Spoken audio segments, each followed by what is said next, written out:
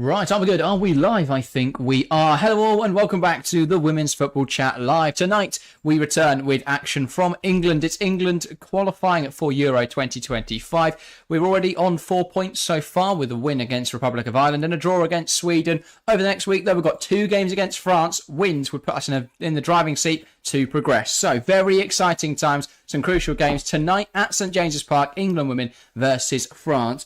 Good game this should be. Harry, you excited for it? Yeah, very much so. As you say, we've put ourselves in a decent position so far in the first 2 games, and now we've got what I like to call our French double-header. First one being at St James's Park, second one being on Tuesday in France. But yeah, this is going to be an interesting show to really test England, probably the second strongest side in our group, apart from, I guess they're level with Sweden. But France are a very, very good side. It's going to be a challenging game. It's going to be a tough game. But we know England, we know if we play our stuff, we should be able to get at least a point from tonight. But because we put ourselves in such a promising position, a point tonight would be decent. We'd take that. Yeah. But overall, we've got the quality. We should be able to find the win tonight. I think it's going to be really, really interesting because, well, firstly, I think it's awful scheduling, but it does create the interesting dynamic that we'll face the same side within a matter of 5 days. Yeah. So whatever happens tonight will be a nice precursor for the Tuesday match in France. I'm not sure where it's being played, but yeah, so that's going to be really interesting to see how that sort of dynamic works. Firstly, Nick Nat, welcome to the stream, saying greetings. This is to decide who wins the group, presumably. Well, not necessarily, Nick Nat, because I think Sweden and France and England are all very similar levels of quality, but I would expect that tonight and Tuesday could dictate who finishes at least top 2, which is obviously automatic qualification. If you finish 3rd, you have to go through the playoffs. If you finish 4th, you don't qualify, which is a very harsh way of doing it. That's not how it's done in the men's game, but it's seen in the women's game, which is a bit of an interesting decision, but I'm sure UEFA are happy with whatever they're doing. But it's going to be very interesting. I think England have been handed a really difficult group, and I wouldn't be surprised if we had to go through the qualifiers. But obviously, a victory tonight, a victory on Tuesday would put us in a really strong position. That's why it's so much more crucial that we win these games, because qualification is that much more difficult. Yeah, 100%. And obviously, if 2 negative results today and Tuesday mean that we have to go to, Sweden and we have to host Iceland and we have to take maximum points from that. So 2 big games coming up over this international break. Tonight is probably the bigger of the 2 because we're in England, we're at St James's Park. It's predominantly an English crowd. It's going to be a very big atmosphere, very, very strong attendance. Hopefully that'll be enough to see England across the line. A win would be obviously the best. A draw is positive. A loss would be costly. Yeah, Nick now saying, is there any danger of us not qualifying? You would expect not, but given the nature of this qualification process, it is a risk. I think that we're helped out by the fact Ireland aren't as competitive. I would expect Ireland to lose tonight. I'd expect Ireland to lose on Tuesday. So that helps us because I think Sweden will win both those games. So even if we did lose both matches to France, we would still be 3rd with a game against Sweden and a game against Ireland to come. So I think we're in a good position in that regard. Even if we don't finish top 2, we should get 3rd, and whoever we face in the in the playoffs, we should be able to win that because we are a very strong team. Amir Regrui coming in already with a prediction. We'll get into those in a moment. Let's have a look at the lineups for tonight's game first. So, of course, England, the home side at St James's Park. So we'll start there. It's a 4-3-3 for Weidmann's Lionesses. In goal, of course, Mary Earps. Interesting to see her getting the nod. There was a bit of a debate. Would it be Hampton? Would it be Keating? But no, Earps keeping a spot in that team, understandably so. In the back 4, Bronze, Williamson, Bright and Carter. Millie Bright returning to the England squad for the first time in a while. Obviously, she's been out with a handful of injuries. Alongside Leah Williamson, who's also struggled for fitness and not really been part of the England squad over the last year. Bronze, obviously the dependable fullback we know and love coming out of a UWCL success. In the middle 3, Toon, Walsh and Georgia Stanway. And a front 3 of Mead, Russo and Lauren Hemp. A very strong team. Any surprise omissions, or is that what you would expect? Obviously, you know Lauren James through injury, but other than that, I think this is probably our strongest 11. Yeah, she's pretty standard in the side, isn't it? And as you say, a very, very strong team. Quite a few players coming into this game off the high of winning a trophy in the recent weeks. Toon winning the FA Cup with United, Walsh and Bronze winning the UWCL with Barcelona. Earps FA Cup as well. And Earps FA Cup, and obviously Lucy Bronze coming into this as the only English player to win 5 UWCL titles, which is an absolutely incredible record. But she's a phenomenal player. It's a very, very strong England side and should give France a good game at the very least. Yeah, the rate Barcelona going though, I think Kira Walsh will be hot on her heels Very much if they so. keep it up. But yeah, it will be very interesting. Let's have a look at the opposition then for France this evening. It looks like it's going to be a 4-3-3. Just trying to piece it together because, as always, football is really good at doing this. In goal, though, I can say it will be Peiro, Magnin. The back four will be made up of Selma Baka, Dialmeida, Lacra, Renard, Karchawi. One of those, I assume, will play on the wing this evening because that's obviously 4 players to fit in 5 spots. They might play a 5-back. Again, I haven't watched a whole load of France, and this isn't very helpful. In the midfield, it'll be something consisting of Toletti and Dali, and then a front three of Katoto, Cascarino, and Cadidiatao Diana. I can be very sure that is the front three, and that is very strong, isn't it? Yeah, I mean, talk about how strong this France side is. You look at that attack; it's probably one of the best, attacks in the world. 3 very, very talented players who are incredible. I mean, Katoto, 28 goals in 37 games for France, absolutely incredible record on the international stage. We know how good Diani is, and we know how good Cascarino is. They're a very, very strong side, and they're going to cause us problems, majority up front, but they're going to, we're going to have to be careful tonight because France will definitely pack a punch on the attack, and they're a strong defensive unit, so it's going to be a very tough game. Yeah, it's worth noting as well, any team that keeps Gresco Euro and Eva Perisse out of the side is going to be a very strong team. So we can't underestimate how good France are, and I think they will pose a real serious threat to England this evening. I think that France have had a barren few years on the international stage, but they are a team with a lot of quality and a lot of players who can cause a lot of issues. And we might have a difficult game on our hands here. I think, Cadidia Taudiani is a very strong player. We didn't see much of her in that Champions League final, but on the international stage, especially against an England side who I think are worse than that Barcelona team, and with the France side, I'd argue you could argue are stronger than the Lyon team. I think that she will flourish more. So it will be interesting to see. I think France will give us a good game. However, if England are keen on retaining their Euros title, tonight should be a win. Yeah, 100%. Because even if we are to lose the next 2 games, we should still get through. We should still qualify. But it's about landing the first blow, laying down a marker to say that we are here to defend our title, and we are not going to let that up very easily. We are going to hold on to it for as long as we can. But I mean, for England, I think there's more pressure on winning at least one of these 2 games. France, top of the group, they're in control of it already. If they're to do the double over England, then suddenly it's looking very, very strong for the French and very worrying for the English. So tonight, for me, is a very big game. If we can win, that will do our chances of qualifying an absolute, that would be absolutely brilliant for our chances of qualifying. Yeah, it would be very helpful. Worth saying as well, St James's Park, very, very packed out. There are some segments empty, of course, but yeah, a very strong attendance for the women's side, especially considering we don't often see them in the north. And when they are in the north, they tend to be playing at somewhere like the Lake Sports Village. So very good to see them being able to come to a stadium like St James's Park and doing some really good numbers. So yeah, really, really good to see. Nick now saying decent crowd tonight, around 50,000 in attendance. So yeah, really strong numbers there. I know we often get close to capacity at Wembley, but it is going to be different here because it is much more difficult for everyone to get to St James's Park, whereas obviously Wembley in London it's much more easier to access. Mr. Big Pierce says women's football has so many players who play better for their clubs than countries, like Rolfo, Graham Hansen, Guro Wrighton. Worth noting with those examples that they are playing for clubs who are much stronger relatively than their countries. If you think of Norway, yes, they've got a lot of attacking talent, but defensively they're not very solid. And with Sweden, yes, they've got Fridolina Rolfo and Natalie Bjorn, but the rest of the squad doesn't really, work very, very well together. So it's understandable with those examples you've named there, Mr. Big Pierce. But I think there are a few exampple of that. But I think you could make the argument the other way. Yeah, for a few players. But yeah, I guess we'll see. Anyway, both sets of players coming out of the tunnel now. Shall we get in some predictions, Harry? Probably should. And I mean, I'm start as always. I think it's going to be a tough game, but we know England. If England play to their strengths, play to the best of their ability, they'll win this game tonight. I will go for a 2-1 win to the home side. I think England will take the lead through Alessia Russo. France will equalise through Toto, and then it will be a English winner coming from Leah Williamson from a corner. Yeah, fair enough. Big fan of that. I'll say England to win. I'll say slightly more comfortable scoreline of 3-1. I think England will have the measure of France this evening. I think if we're serious about going back to back with the Euros titles, we'll win this evening. You've got to remember as well, we are coming into this as, World Cup runners-up from a year ago.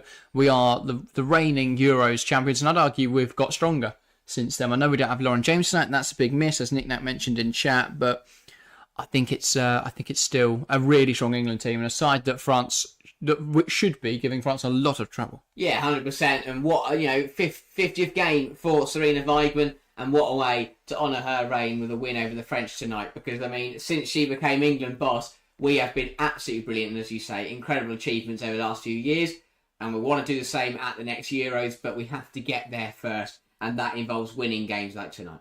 Yeah, definitely so. Mr. Big Place mentioning Enzo Maresca. It's been a big week for Chelsea and new managers. Obviously, we spoke on this channel about Sonia Bonpasteur on Thursday. We spoke on the men's channel as well about Maresca. So if you want to watch either of those videos, go check them out after stream. But yeah, big week for Chelsea, both the men's and the women's side, for new managers. Yes, it's Hervé Renard. I think he's up in the crowd tonight. Well, Renard's announced he will leave, right? Yeah. He said he's not going to be there for the next World Cup, for the next Euro, sorry. So a bit of a weird situation at the moment there. It's a strange one. But yeah. Serena, she's not going anywhere. Hopefully not, we know. Yeah, I'll say. At least give us another Euros. But, you expect England to win tonight, qualify for 2025, and turn up and defend. Is it Switzerland? Yes, in Switzerland. Turn up in Switzerland and defend our title, defend our crown. I look at this side, and teams like the French could stop us. But again, tonight is about proving that won't happen, and that isn't possible. Yeah. Yeah, exactly. Completely agree with you there. But here we go. Both sets of players now done with the national anthems, now exchanging customary handshakes before kickoff. But, should be a good one this night. Is obviously fatigue could kick in for a few players who did play in that UWCL final on Saturday, who have played like Chelsea in 4 competitions this season. That could be a factor, and would you think that would play into the minds of the managers, depending on who you got changes? Obviously, players like Aggie Beaver-Jones on the bench for England, her first senior call-up, great for her. But I'd expect to see quite a few changes from both sides tonight. Yeah, well, I think it does impact both teams as well. You know, if you're looking at a Sweden or Ireland tonight, I'm quite glad essentially we play France twice.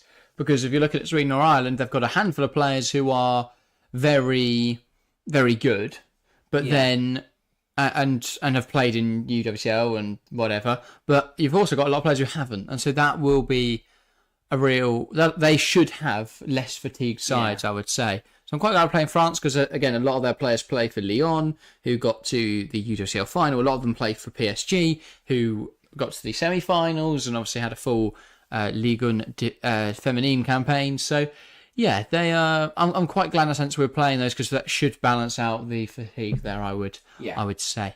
Fair enough, but yeah. Obviously, the games like this are a big chance for players to impress, to show that they deserve to start in Euro 2025, because it's still a year away. A lot of football to be played between now and the 2025 Euros. Obviously, A, we've still got to qualify for them, but B, still got to get there, it's a good year for players to prove, if England do get there, which we expect them to prove to Serena that they deserve to start in that tournament. Yeah, exactly that. And obviously there are some big calls to be made. Will Mary Earps still be in goal come Euro 2025? Well, you'd expect so, but you never know.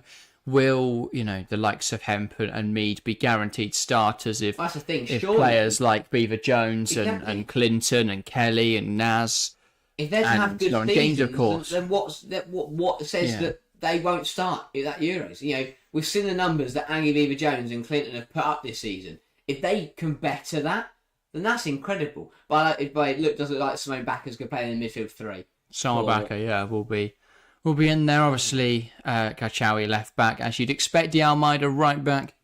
Less traditional role, I think, for D'Almeida. She played centre half when we watched Paris FC, I think. So, yeah, interesting to see. Anyway, we should be getting underway shortly. They take the while with the national anthems, don't they, in the national games? Yeah. Obviously, both sides repping the new shirts recently brought out ahead of the men's Euros. Like them, and a lot of people don't, because don't change our cross. But I that don't bother me. I quite like the kit. Yeah, big fan. But here we go. Should be about to get underway here at St James's Park. England versus France. The third game in our Euro 2025 qualification process. Both sets of players take a knee in a stand against all forms of discrimination. And it will be England who get us started this evening. Alessia Russo, once the referee is happy, we'll knock it back, and we're underway here at St James's Park. England versus France. As I say, the third game on our path to Euro qualification. And obviously we play against France again on Tuesday night. So this is a nice precursor for that game. Yeah, suss each other out, see what each other are like. This would be a chance for England if they can win this evening to go top of the group after that disappointing draw against Sweden. But we have lost the ball high up the field here. Cascarino tries to cut it back, but it's blocked, and that will be a France corner. Messy that from Millie Bright. Felt unnecessary as well. Yeah, it was a bit messy. A good recovery in the end, but it's actually Mary Earps who's hit the deck, and it wasn't a great pass to Bright, and Earps has now gone down injured. So that player part, but yeah, Bright is an immediate concern. Just trying to, I don't know, Millie Bright, we know she's not back to full sharpness. We've seen that towards the end of the season with Chelsea, she wasn't at her best after coming back from injury, and maybe showing there that she still isn't fully match fit. But yeah, Earps down here after playing that pass. Not a good start for England. Obviously, Keating and Hampton on the bench, but you never want to see any player go down injured. It was just as she played that ball. Just seemed to get her foot caught in the turf a little bit there. I don't know. It's a hold. There. So right foot just seems to drag in the turf and her ankle. No, but it's affecting things higher up because it's a right hip area. I guess it'd be some sort of pull or twist as she gets stuck in the turf. That's going to impact the whole leg, isn't it? But again, I don't know what I'm talking about, so don't take my word for it. I'm just guessing. But not a great start to this game. 20 seconds. No, this is a massive concern for England. 50th cap as well. Not a great Should not be the way she would want to celebrate it. Not at all. Bizarre, she's only made 50 appearances. Obviously, we don't have as many. We don't have as many. That would say she's been there as many games as Weidman. Oh no, because she wouldn't have played every game under Weidman. There, yeah. No, that was a silly thing. This does seem to be a very premature end to Mary Earps this evening. This is a qualifier. They've just finished the season, so if there is anything wrong, you've got two very good goalkeepers on the bench in Hampton and Keating. You wouldn't risk it. Who gets the call here then? This is a big call for Weidman. That is a big call, and that is a big decision. I mean, the fact that Keating has, I don't know. I don't know. She's given them equal time. Earps does not seem to be moving freely at all. And I think this is what Bronze and Bright will be saying to her now. If you're not feeling up to it, don't try and play on. Yeah. I mean, obviously Keating's also got her knee strapped up, and she's played through that for the majority of the season. Yeah. So I'd be intrigued to see whether it would be Keating or Hampton to get the nod. But is Earps going to try and continue? I really don't think she shouldn't. She's not moving freely, but she is trying to walk it off. Now trying to jog it off. Obviously, the thing is, she can take us as long as she wants here. Yeah. Because they can't restart the game without a goalkeeper. But I have no idea whether she's continuing or not. She's tried to run it off, and I don't think that's been very successful. She says she's okay. Okay. Wow. So we'll continue here then.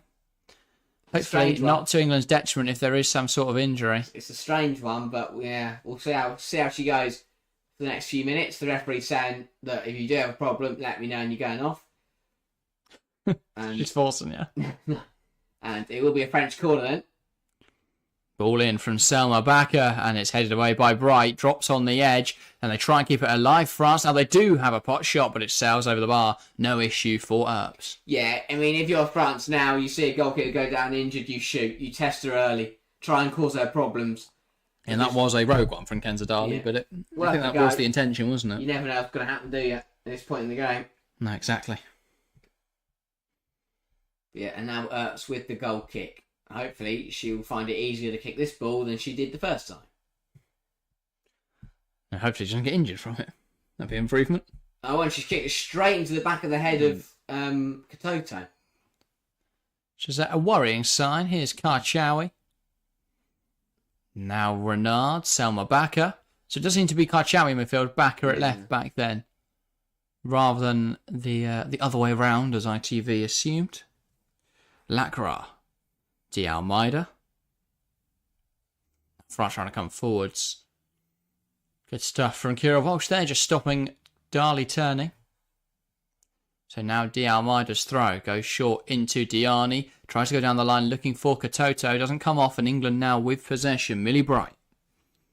Back to Mary Earps. She's going to send it forwards looking for Toon, but she doesn't really offer much of a challenge in the air there. And then that almost breaks away for Katoto. Poor clearance from Bright. There is an offside call in there on Mary Antoinette. Katoto, and down the deck again is Mary Earps, and that surely spells the end of her evening. As Nick Nat says, how can you go from rolling around on the floor in agony to being fine in 3 minutes? Well, evidently she's not fine. She seems to be in tears. She seems to be in some discomfort, and I think that will be the end of her evening.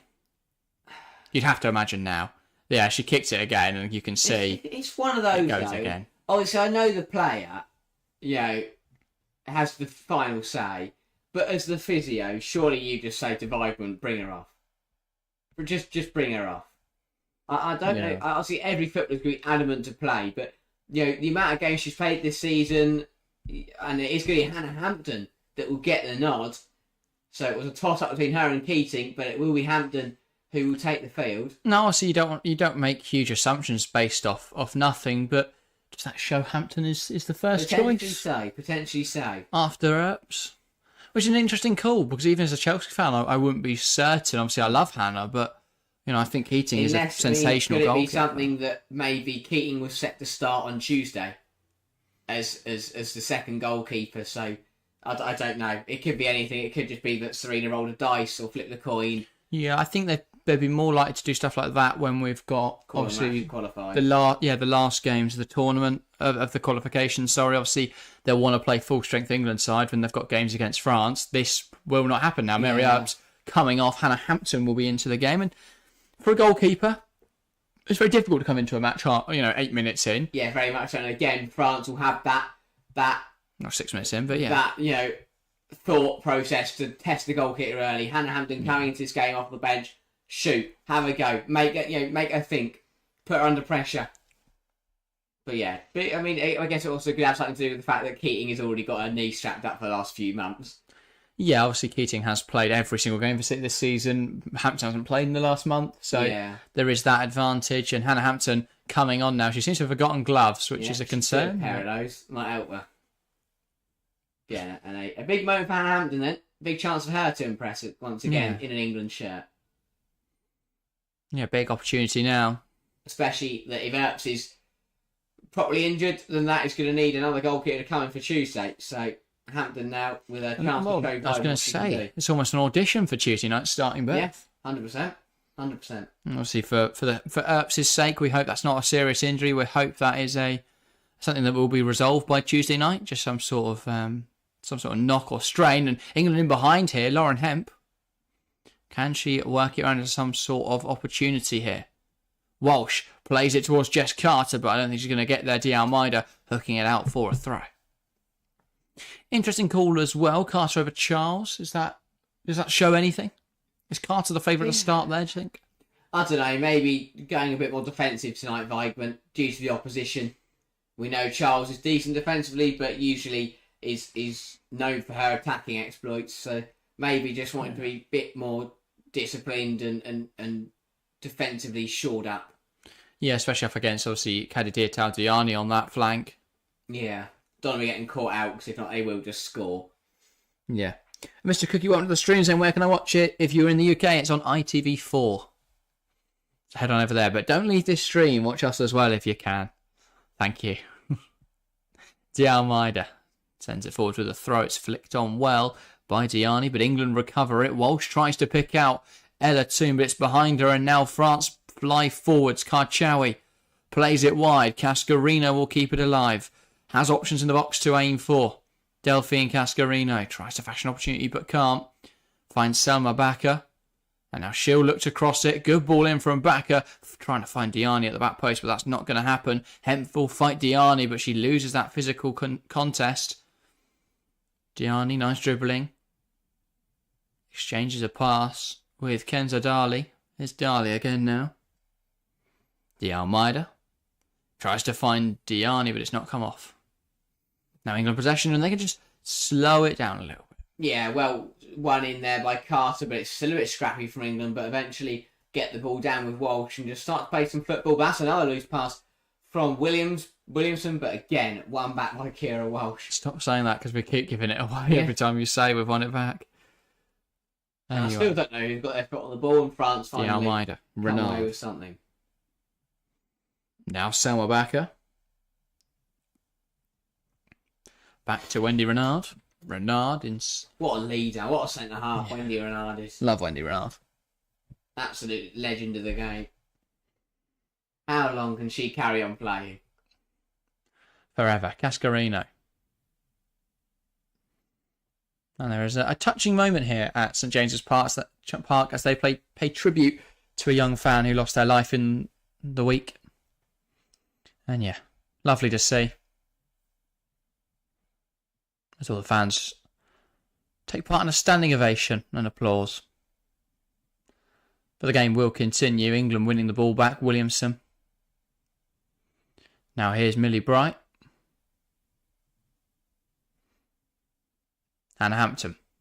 Yeah, good for Hampton here just to settle down, for a few moments. France haven't had a shot since she's come to the pitch, which would be nice. I mean, I'm sure she'd like to have a comfortable shot at her, but equally, she'd rather have no shots than a comfortable shot. Yeah, I'm sure. Here is Lucy Bronze. Ball goes down the line. And if Russo had gambled on that, she may well have got there. Pero Magni coming out and claiming that with relative ease in the end, though. Right idea from Bronze, but Stanway or Russo couldn't get on the end of it. Yeah, swinging it in the right sort of area. Unable to actually pick out a teammate, though. Here is Delphine Cascarino. Ball recovered. And Russo looked to be fouled in there and was fouled. That will be an England free kick. Quite a nice area for this one as well. Yeah, really well won back by Bronze and Mead high up the pitch and causing Cascarino, again, it's that desire. When you lose the ball, you try harder to try and win it back, and trying too much there as she tripped up Russo. Yeah. And England got a chance here to put the ball into the box. Going to be Hemp or Mead over it. I expect to see Beth Mead in a situation like this go for an outswinger, but Mead may look just to put it into the box and cause some problems. It's going to be Mead. Beth Mead, and that's headed away. I mean, Millie Bright's always the target of things like that. Here's Carter looking to switch the play. Finds Mead, unable to bring it down. That's off the end of the field for a France goal kick. Yeah, difficult one to control there, and Beth Mead can't quite bring it into her path. But again, right idea from England. Carter put a lot behind that. Yeah. Mead couldn't quite trap it. Yeah, indeed. Nice few minutes from England. Just finally getting the ball down and trying to play some football. It's getting on the ball for once. Still been a bit erratic, but slightly more functional. Here's Lacroix. Yeah.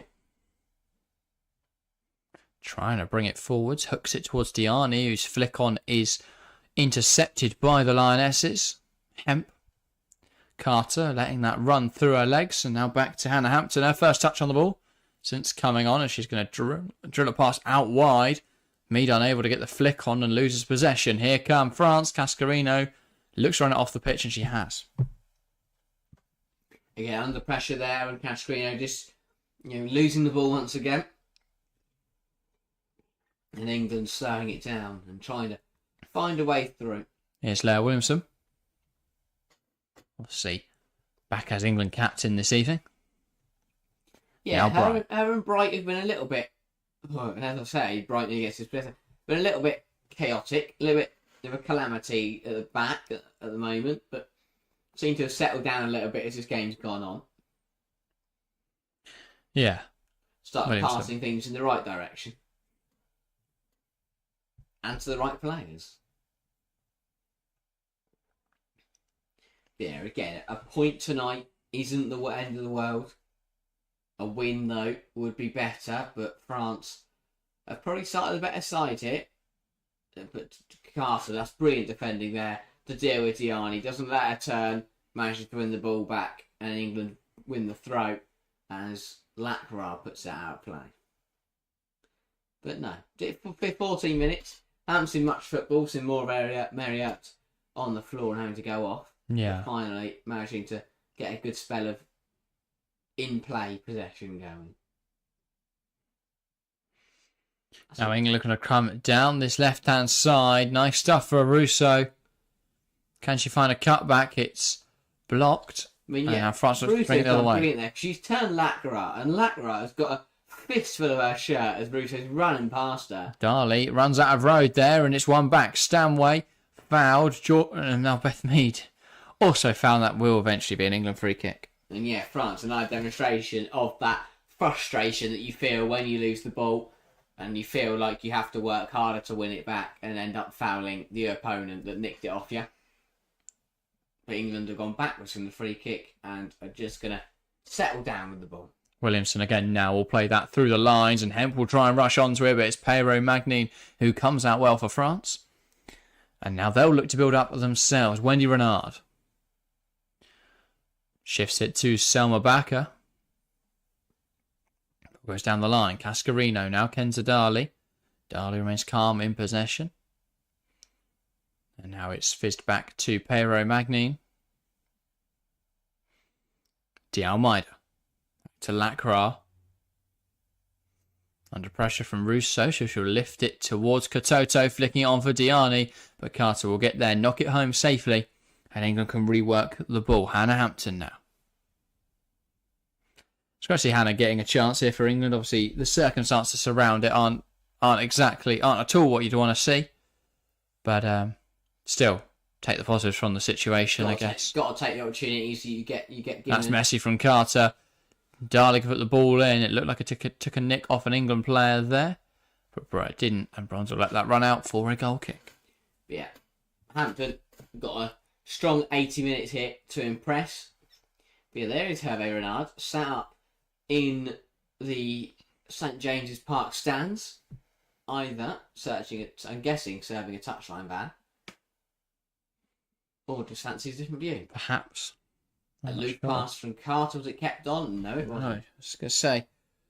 Yeah, that looked possible to keep on there for Hemp. Yeah. But just didn't. Wasn't a great pass, wasn't a great touch. Causing problems for both, and France get the throw.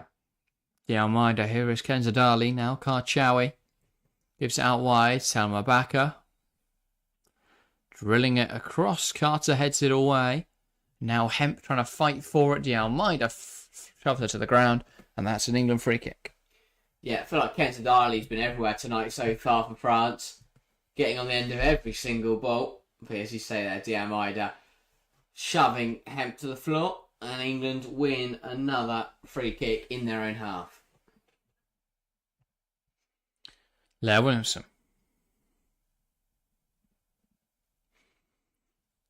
Plays it in towards Russo. Made a deep run. It's interesting to see Russo in that role, because for Arsenal she doesn't drop quite as deep, but for England she's encouraged to make that run, to come really deep and get involved in the build-up. Yeah, Similar for Kane, obviously, in the England senior side, men's side. Yeah. How much of England's midfield has lacked a bit tonight for me. Lacked a bit of presence and energy. Yeah. I mean, obviously, Walsh has done well in her role winning the ball back, but I was going to say, there's not been a Stanway just been a bit flat. There's not been a whole load of duels, and a lot of France's players coming from the flanks. So there's not much contest in there. And you're not going to win a header in there because Diani and players like that are the ones dropping in.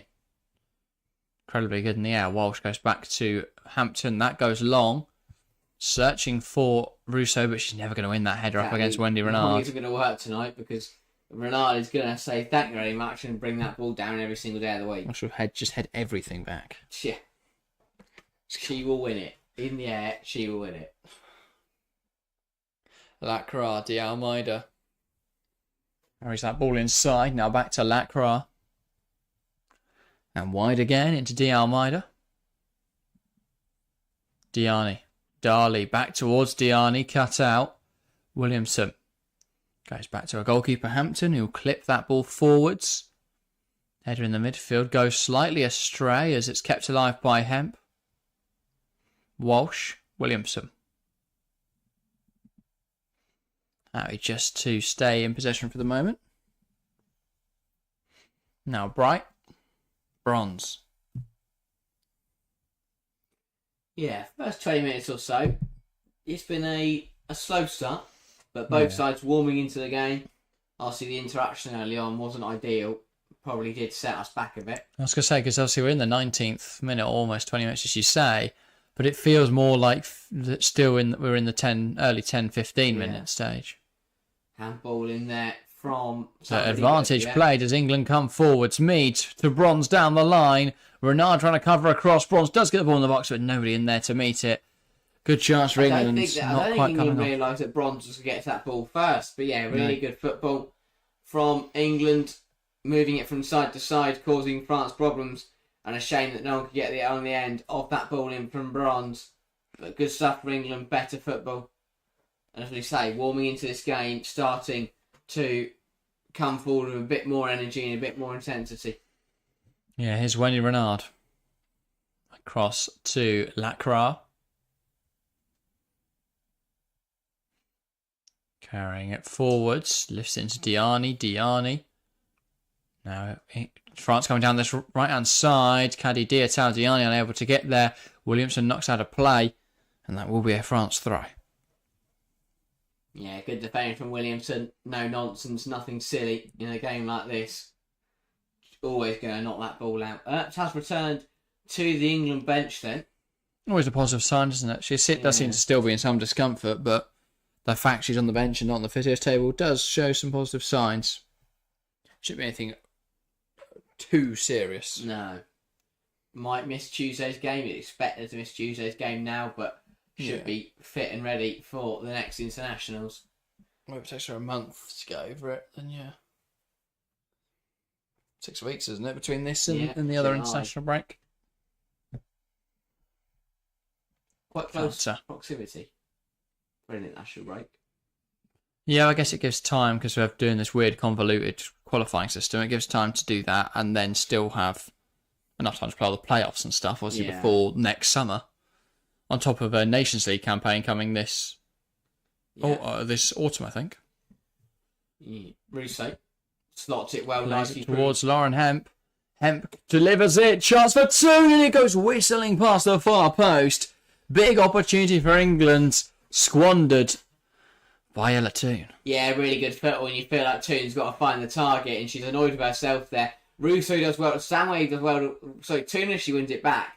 Rousseau, brilliant pass to slot it through to Hemp, cuts it back to Toone, who gets to the wrong side of Renard and just tries to find the far corner, puts it just past the post. It's a really smart run, and unable just unable to find that bottom corner. Toone can't score in Toone. Keeper's rooted.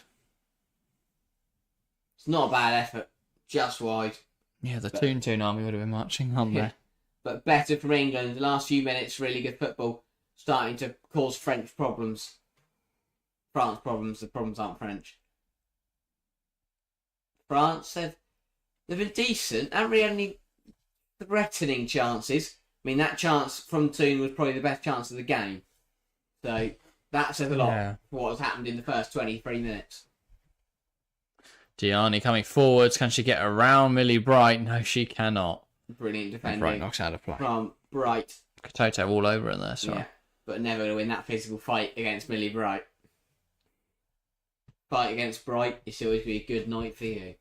No, it'd be good night. Yes, not out. Yes. No, you're implying it's like a good night for you. Oh, right. It's not a good night for you, mate. England throw, well, won by Jess Carter. And the lionesses starting to grow into this game and get into their groove. And you feel maybe we can get a goal for the half, which would be nice. Bar seat against a team like France, you've got to be careful. So. They've got the quality in the squad to completely turn the game onto you. And Williamson smartly sees it out for a goal kick. I think momentum means very little when there's nothing on the scoreboard. If 100%. England don't find a goal from what's been a positive start, then I feel they'll be a little annoyed by that. Obviously, France are strong enough side to take control of this game at some point. So, yeah, I would have some concerns there. Bronze tries to go down the line and unable though to keep it in play, and that was a France throw. And there has been a lot of these silly errors, I'd say, for England. It's been sloppy defensively in build-up phase. It's just sloppy, messy football. Yeah, centre halves have struggled. Full-backs have, ran it out of play quite a few times. Again, it's something you don't mind seeing in qualifying. It's when you want to get those mistakes out. But obviously, given the high-pressure situation or system of this qualifying, it does make it much more intense and difficult. I guess the thought process is it forces teams to play their strongest 11s. Yeah. And obviously, therefore, in theory, creating better games. But I'm not sure it rings true because everyone's just knackered. But you've got to play your best 11. Yeah. Hampton. That's really having to come off after that early injury. Right. Lifting it down the line, Rousseau, bronze, back towards Rousseau, and Renard winning it back and knocks it back to a goalkeeper, Pero Magni. And again, France will be happy to sit in possession for now. Happy to soak up that pressure. June tries to win it back. It spills out to Carter in there. Well, her ability to win the ball back is incredible. You could stop so many chances by just nick the ball off players, and that is a sloppy pass from Lauren Hemp. Doesn't find Carter and goes out for a France throw. But that's what we talk about. England not getting it right at the moment, making mistakes creeping in the build-up phase. But Carter there winning a throw quite smartly. Yeah. So again, England throws, you say, Jess Carter. But again, though, Kenza Darley been absolutely everywhere. Non-stop running from the French midfielder. And that's someone who I think is probably, a very, very good player, and it will probably be frustrated with the fact that Villa are struggling so much. She's a better player. She's better than Aiken WSL. She looked for a move away? Potentially so. For another WSL club that would take her, though? I think it says a lot that she's starting for France. Yes, exactly. Grace Euro sat watching on today. Yeah. That, for me, is the key quality difference. that Darley possesses in the end. Another one who could be looking to move this summer. Grace Euro, interest from America, interest from the WSL. Here come England. Walsh, bronze. Williamson. Carter. Hemp. Not how to play by D. Almeida. That will be an England throw. England will take their time. Yeah, first goal in a game like this will be absolutely massive when it's been a bit cagey, when it's been quite open. Rousseau turns Lacroix well, takes aim, blocked by Renard. No, apparently missed by Rousseau. Yeah, I've got to do better in that situation. She does the hard bit, the initial bit, to spin Lacroix. It looked like Renard just came across there and got in front of the shot, but no, caught poorly by Rousseau. Lashes at it. And again, that's what happens when you have a striker that hasn't had a chance in the first 27 minutes. If you drive through that ball a bit more, you either force the goalkeeper into a fantastic save that's going to spill out somewhere, either over the bar or back into play, or it's in the back of the net. Yeah, exactly. It's but just caught it all wrong. Just, needs to relax and just get behind the ball rather than get under it. But just lofting it over the bar. Yeah, she drove power through. It's just a shame she got the technique all wrong in that case. Stanway loses out, and that will be an England throw, however. Think we're getting a goal for half time? Hope so. I hope so. This game's had spice in it. There will be an additional 5 minutes at least in this first half, you'd imagine. So there's still time. When if we're thinking practically, in obviously discounting that Mary Earps injury time, then it's probably about 23 minutes, about halfway through that first half. Yeah. So still a long way to go in this first half. So I wouldn't be awfully surprised if we see a goal, hopefully in the way of England. Renard's trying to win it back, but England pinning France into the corner. Now. It's going to spill out. Hemp almost getting there. Now France, though, will come forward. Nice turn from Karchawi. Kira Walsh comes across well and knocks it back to Williamson. Picks out Toon. Big overload for England. Toon, good pass to Hemp. Chance for England. Can she pick out a pass? Tries to go to Rousseau. It's going to drop for Peg Meaden is there. England 1, France 0. It was a messy goal, and it will stand. England 1, France 0. A little bit of complaint there from France. Should stand there, right, Harry? Yeah, I think so.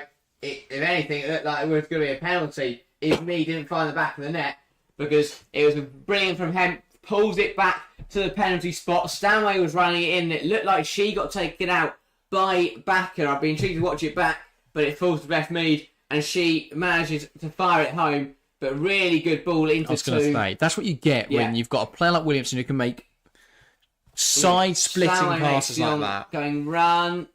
If anything, I think that's not a foul on Backer. No, I can tell you that much. Backer. It's a collision in the box. If anything, it's a penalty to England. Really. Yeah, she completely misses the ball and swipes through her. So if Mead hadn't scored, England would have got a penalty. Yeah, great ball from Toon, by the way. Judged the way to pass excellently. Hemp cut it back into a great area, and Mead, cool, calm, compose, and slots it home well. France will complain, but Backer committed a challenge in there, and she got it all wrong. Big goal in this game. You felt it was coming. Last 5-10 minutes, England have come forward. We had that Toon chance. We had Russo just fire it over the bar. Now England find the back of the net. Yeah, and Nick Nack answering his own question in chat, asking if they could give a foul. No, they couldn't. Definitely not a foul in there. But yeah. As I was saying, would have been a disaster if that didn't end up in the net. It would have been a big miss. But yeah, good stuff from England. Had the measure of France so far, which sounds mental because France are a good side. But we expect that from the reigning Euros champions, World Cup finalists. England should go. We should host France, and we should beat them. You know, when you're the world's best, you have to beat the best. Yeah, and that is what England are doing at the moment. And this is really good football. Look at Jess this. Carter on the overlap. Karchawi gets in there well, and that's a really good tackle. And then Carter bringing it down clumsily. Yeah. Smart one though, because it's not going to be a foul in there. No card either. But yeah, really, look, I mean, England strutting their stuff. That whole move down the left-hand side. 1-2 touch football to play it around France. And that's the thing, and that's what we say. When England play at their best, France can't keep up. That is exactly what we mean. England playing fast 1-2 touch football, and the French are chasing their own shadows. Quite literally. But again, getting a big tackle from Karchawi there to stop that being a good chance. And France back on the ball with Backer. Yeah, Selma Backer coming forwards now. Dali. Here's Diani, who seems to have swapped flanks here. So I think there has been a change. Cascarino and Diani swapping flanks. Perhaps looking to target Carter with someone who's a little bit more technical in Cascarino and attack Brosnan a bit more physical in Diani, which is what you would have expected to do from the start. Yeah. Bros isn't going to lose that one-on-one defending. She'll have the measure of Cascarino every time. That's a poor pass from Bright, and she has been bailed out by Hampton, I think. It has gone out. So Bright just showing she's not been on it. I have to say she's not been on it since coming back from injury. I do think she was rushed back early. I really do. She didn't seem to have the proper time put into her comeback. Yeah, I think as who we got on the bench? Maya Letitia obviously on there. Turner, Greenwood. I'm not sure if Turner is on there because obviously you've got Greenwood and co. So yeah, so Turner is, Greenwood is, Morgan is. Yeah, I say everyone in the squad. Ball in, it's a good header. Oh, what a save from Hampton. That's an incredible stop. It was the header from, was it Lacra? Unmarked around the penalty spot, and that is a brilliant save. We talk about stepping up in this moment to try and claim a starting berth. Oh, wow. Well, she stepped up there. Really good double-handed save there from Hannah Hampton. Got across her goal nicely. Denied Lacra. Question's got to be asked at the header as well, because that should have had more power behind it. But really, really good stop. Take nothing away from Hannah Hampton there. I think it was good placement from Lacra. I don't know why she was unmarked. That's my biggest question. That is the biggest question, isn't it? Decent header. Right area. And I think it's... I mean, you say it didn't have much pace behind it, but the ability for Hampton to get across her goal like that. Yeah, she scurried like a cat. Yeah. Oh, yeah. Learning from Macario. Well, you can see saves like that be parried back into the penalty area, cause problems, but getting enough behind it as well to claw it away, and the referee makes a good tackle there. France's best interception of the night there from the referee. And England will get back underway. Walsh, Carter. But again, that's what goals do to games. Games come to life. It's a very nice ball into Russo. who turns and is brought down there. Vikenza Dali, no attempt to play the ball whatsoever. No, sorry, it's Lacroix pushing up onto her. Just check, But this is why Russo is so important to this team. Yeah. Again, it was her making that deep run that opened up the space for the goal. That's why there was all that space for Greenwood to basically just play her pass through the lines. I hope for Russo that Arsenal does work out for her, because she is a phenomenal striker. The problem is she can't play when she's got an attack midfielder who doesn't play like Toon. Yeah. But when she's partnered with Kim Little, that works better. And I think if they do make a move for Mariona Caldente, that might be the perfect combination. That would be. That is apparently who they're looking at, Arsenal, on a free transfer. Tries to win it back, and does, with the help of the bronze. In a very unorthodox position, yeah. That is bronze, isn't it? Yeah, that sort of threw me off.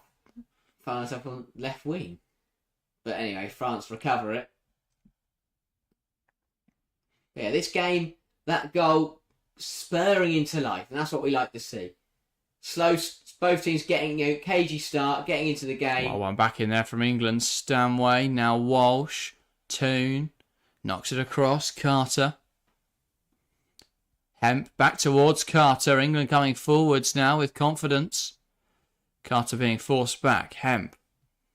Walsh. I think the other big thing Greenwood. is incredible to see how this England side links up with each other. Oh, Hemp does really well to keep that in play. No, she hasn't. Looked like she had. There's been a lot of those tonight. I don't know what it is, but it has been a crazy amount of things that have been like really close to going off or not. I don't know what it is. It's really weird. France going forward, cut out by Bronze. Pass wasn't good enough in there from Karchawi. So there's a part perhaps. What's the word? Smaller. I was going to say deceptively maybe. big, looking bigger than it is, and turning up not to be that way. Here come England. Walsh. Oh, a really nice turn there from Kira Walsh. Bronze. Honestly, Williamson. Kira Walsh, absolutely incredible. 2-time winner of the UWCL now. Has been absolutely brilliant for Barcelona, and she's been absolutely brilliant for England. Really racking up the trophies now, isn't she, Walsh? Obviously, she won it all but the Champions League with Bayern Munich. Moved to Barcelona, win 2 UWCL titles in 2 years. That's what you do, isn't it? Not too bad, is it? If you haven't won a UWCL title, you go to Barcelona or Lyon. Yeah.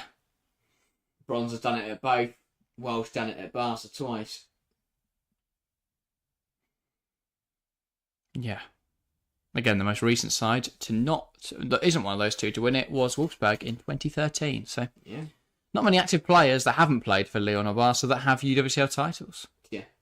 I think Alexander Pop would be one of the only ones. I think she was there in 2012. Potentially so. Handball there on Diani. Katoto. And that will be an England free kick. Exactly so. 8 minutes to the half then, at the very least. England in the ascendancy. I wouldn't say in control. Played the better football, but definitely not in control, because France aren't really a side you can take control of due to the ability that they possess. You'll never be in total control. But again, if we keep playing the football we're playing, we can definitely find another couple goals tonight. But yeah, if you are watching along, feel free to get involved in the live chat. We'll make sure to read your comments out when we have a chance. So yeah, feel free to give your thoughts. And as I say that, welcome to the stream, Alex Sinclair saying, hi everyone, late to the match, how's it been? Well, England have been the better team, but we do need to be wary. France still have a lot of quality, and but we could easily have more goals in this game. The goal we scored was a really well taken opportunity, really well created opportunity, and that's a big miss for France. Ball hung into the box well by Cascarino. Katoto's contact with it, though, sending it over the bar. Has she got to do better with that one, Katoto, or is she already reaching for it? Could you make that? It's a difficult one. I mean, she does well to get in between the two centre... Well, not actually two centre-halves, and where Millie Bright's gone, it's Walsh and Williamson. Gets in between them, she's reaching, just shins it over the bar. Yeah. But that's why you have to be careful from England's point of view against teams like France, because that could have easily gone in, and then suddenly we're level again. If anything, that needs to be slightly further ahead of her. Yeah. I thought she was reaching for it. Instead, she was reaching beyond it. A shin. Didn't connect with it properly at all. But yeah. It's in that halfway house where it's not close enough for that header, but you're not really making any meaningful contact with the boot. Only world-class Here are France, Wendy Renard. Scoring that position. Yeah, you look at the way Erling Haaland would have adjusted his body, even Khadija Shaw as well. Yeah. Shaw finds a way to put everything in. And Ellie Turland this season at times. Ball into the box, big opportunity. Carter does really well actually to deal with that. And it is out for a corner. Could have sworn that didn't, but again, maybe it's the camera, the level of the height of the camera, potentially. But good for St James Park is quite a steep ground, isn't it? Oh, that one's dubious. That one's a little closer. That looked to me like it was on top of the line at best. But yeah, good spell from France. They've responded well to the England goal, as we said. Yeah, indeed. France now with a corner. Ball in from Kenza Dali. D'Almeida, well flicked. That is one hell of a goal. D'Almeida levelled it up. England 1, France 1. Disappointing to concede, but you have to give credit where it's due. Wonderful effort from D'Almeida. It's a well-worked routine. She flicks it up over goalkeeper Hampton, and it's England 1, France 1. Well, it doesn't matter how they go in. They find the back of the net. And, it's a really well-worked routine. It's a hard one because she's being marked. Because usually, obviously, you mark goal side.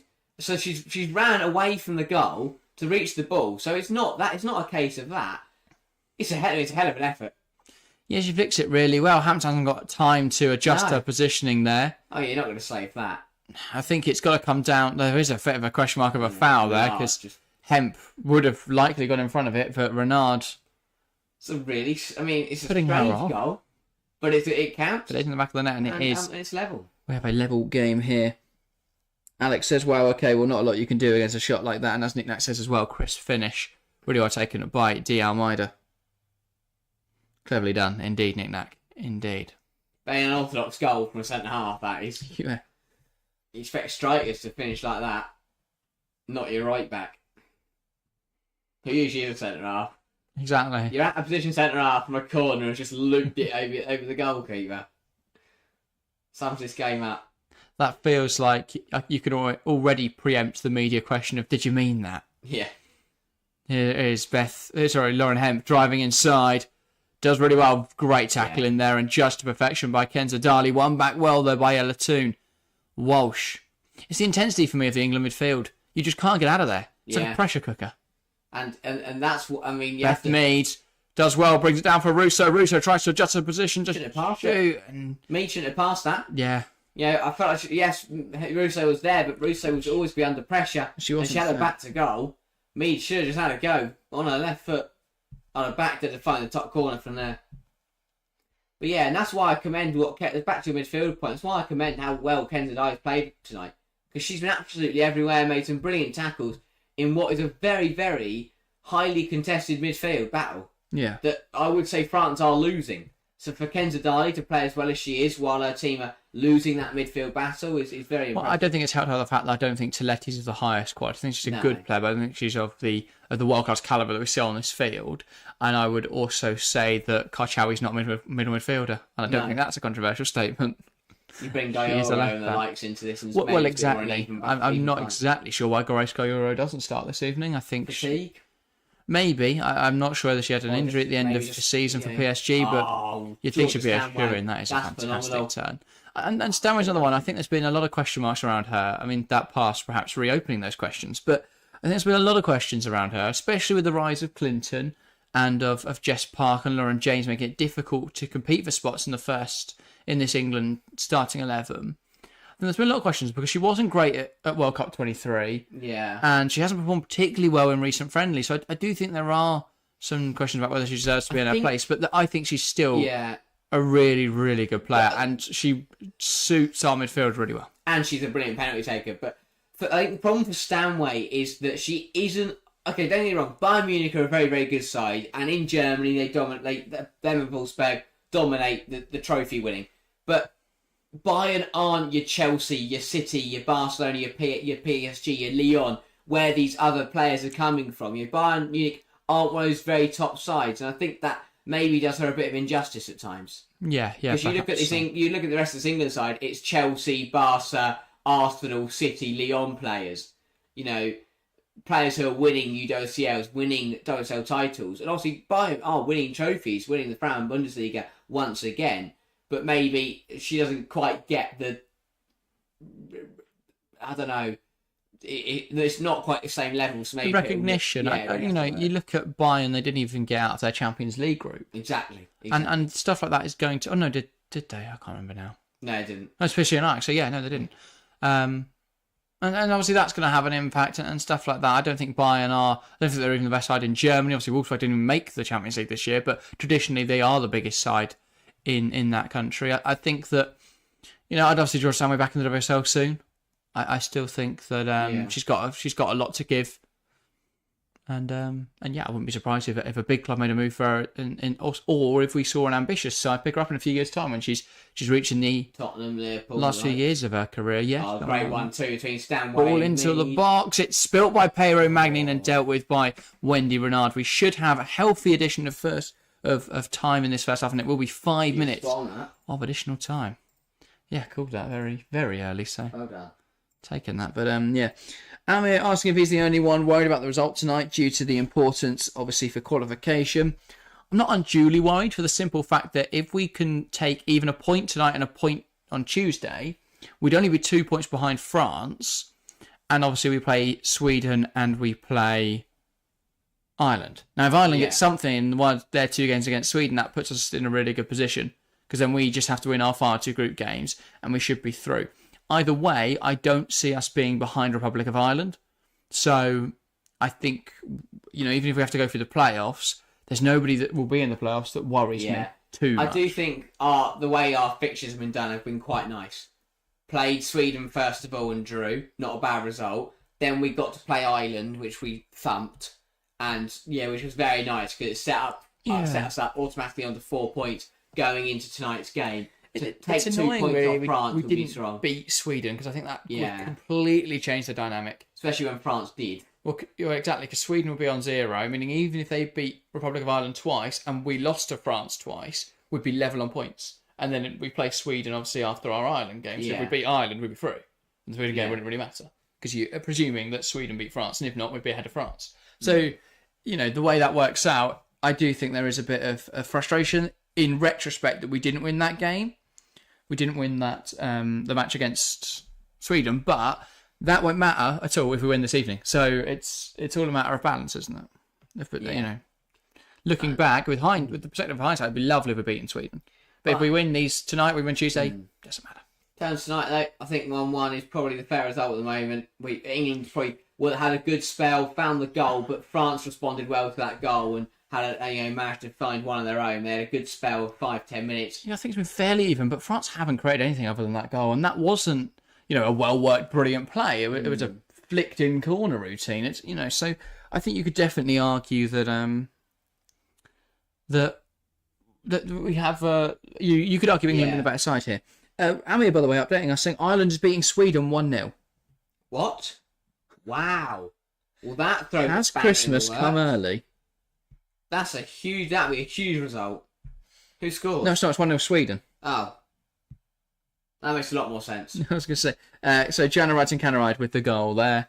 That adds up. And that is why it's imperative that we get a positive result so obviously, tonight. As it stands, we'd only be a point ahead of Sweden. 5, though, ahead of Ireland. This is what I'm saying. I think that regardless of our results in these 2 France games, we shouldn't. You never want to go through the playoffs because you never know what's going to happen there. Obviously not. But and there'll be some decent sides in those playoffs. There has to be. Look at these groups. There's going to be decent sides in those playoffs. As it stands, it would be Iceland. It would be Belgium. It would be Netherlands. Okay, well, you're making my point look really shit. Netherlands would be horrible. Netherlands, exactly. So one of Netherlands, Italy, or Norway is not ideal at all. And then you're going to have one of the 3 sides in our the fact the that playoffs are going to be tough. The fact that if that was drawn that way, we would see one of England or Netherlands, for example, be out. Oh, what a save! Pedro Magni, what a stop! Wow! And Hampton's save up the other end about 10 minutes ago was massive, and that is also a huge stop from the French keeper. Really good football. Yeah, it feels a bit pales in comparison to that one. Ticked around the post masterfully.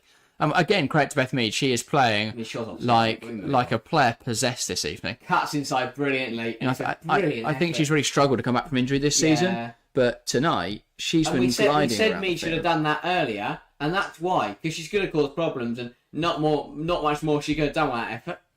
corner though from Mead herself, put in. Ball in, it's going to fall through to Russo, and it's slashed just wide. I get what she's tried to do. She's tried to hit it round the plate. It's hard when two defenders jump at you, and you're at a tight angle like as it is. She's tried just to find it in the top corner.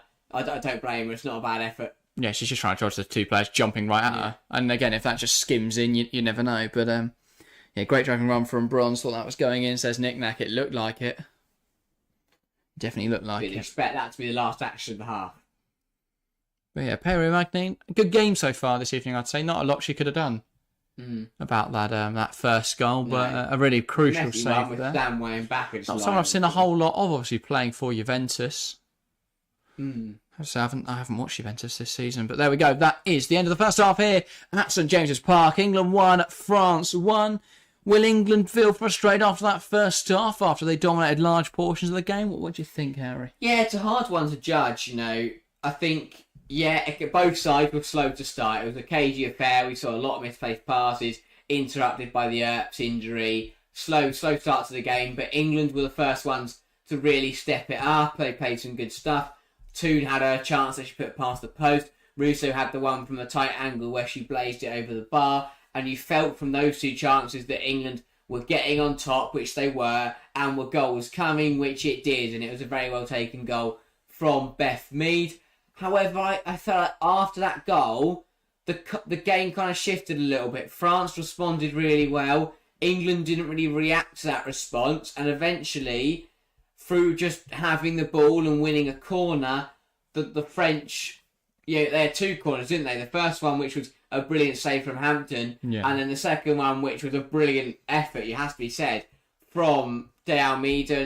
Not going to save that. No one could have stopped that going in, really. It was a great effort. Not much you could do about it. So I think in that sense, it would be frustrating, the way that they conceded. But if you look at the pattern of play, you look at the performance, England went on top, scored their goal. France reacted well, scored their goal. We're at half-time level. It's been a pretty even game for me. Maybe it's the fairer result. Yeah, I think you're completely spot on there. Amir correcting himself as well, saying that Sweden's winning 1-0 against Ireland. Indeed, obviously, earlier today, Norway drawing 0-0 with Italy. That's quite a big result, because if Netherlands can find something against Finland, which you would expect in this second 45, then they would go top of that group, which would be a good step. But Sweden know that if they can take... It's 2-0 now. Okay, so just scored. Wow. But Sweden know that if they can take 6 points from Ireland, and if France and England are to draw to each other twice, that realistically Sweden are only going to need a point or two against England and France to find themselves through. Yeah, strong side, of course, that Sweden team. You've got Natalie Bjorn, Musovic, Magdalena Eriksson, Philippa Angeldal, Aslani, Rolfo, Kanarai, just to name a few in there. So, what a team. Even if they aren't to go through top two, they'll back themselves in the playoffs. They're a ridiculously strong side. For me, they're better than Norway, Netherlands or Italy, and they're much better than any of the other sides in the other two groups that would be in that playoffs. Yeah. But yeah, Sweden...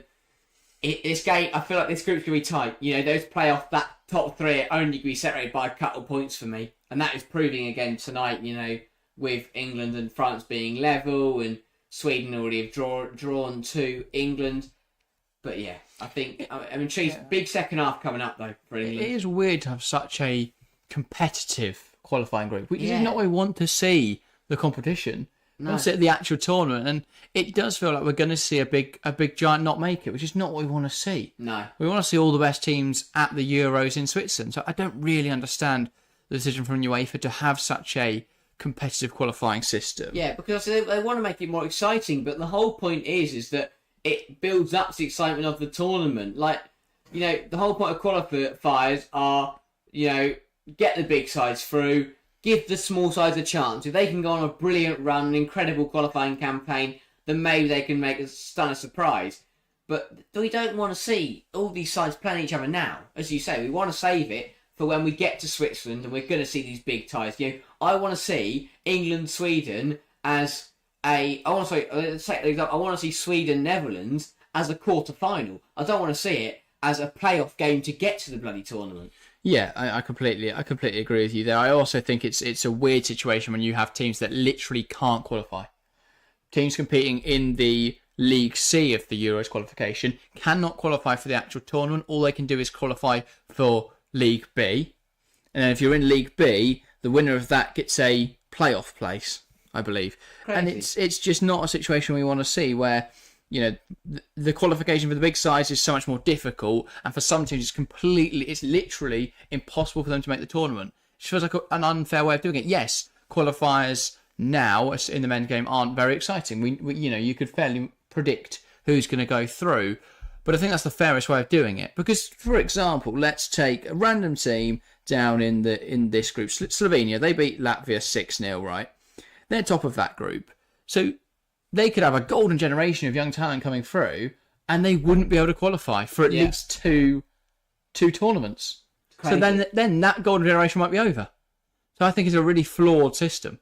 Yeah. So yeah, I mean it's makes no sense whatsoever. I don't really. I completely agree. I don't really what get we've been dealt with. Luckily, we're in obviously the top group, so we do get to go exactly. to the tournament. But it benefits. I get why they're doing it. I guess it shortens the qualification process. But Wales, Northern Ireland, Scotland, all home nations, if they wanted to play in the Euros next summer, they're going to have to top their group and then go through the playoffs because they're all in League B. Stupid. So yeah, I'm not a massive fan of this qualification process. It also makes it much more difficult for big teams to get through, which is not what we want to see. No. But anyway, let's talk that first half. Why was it so level? Why was it so even? Yeah, I mean, it's a really interesting one. I think we lost 20 minutes of the game, let's be honest, which I think helped. We did just have 20 minutes where nothing really happened and neither side caused any problems. So that was a big say.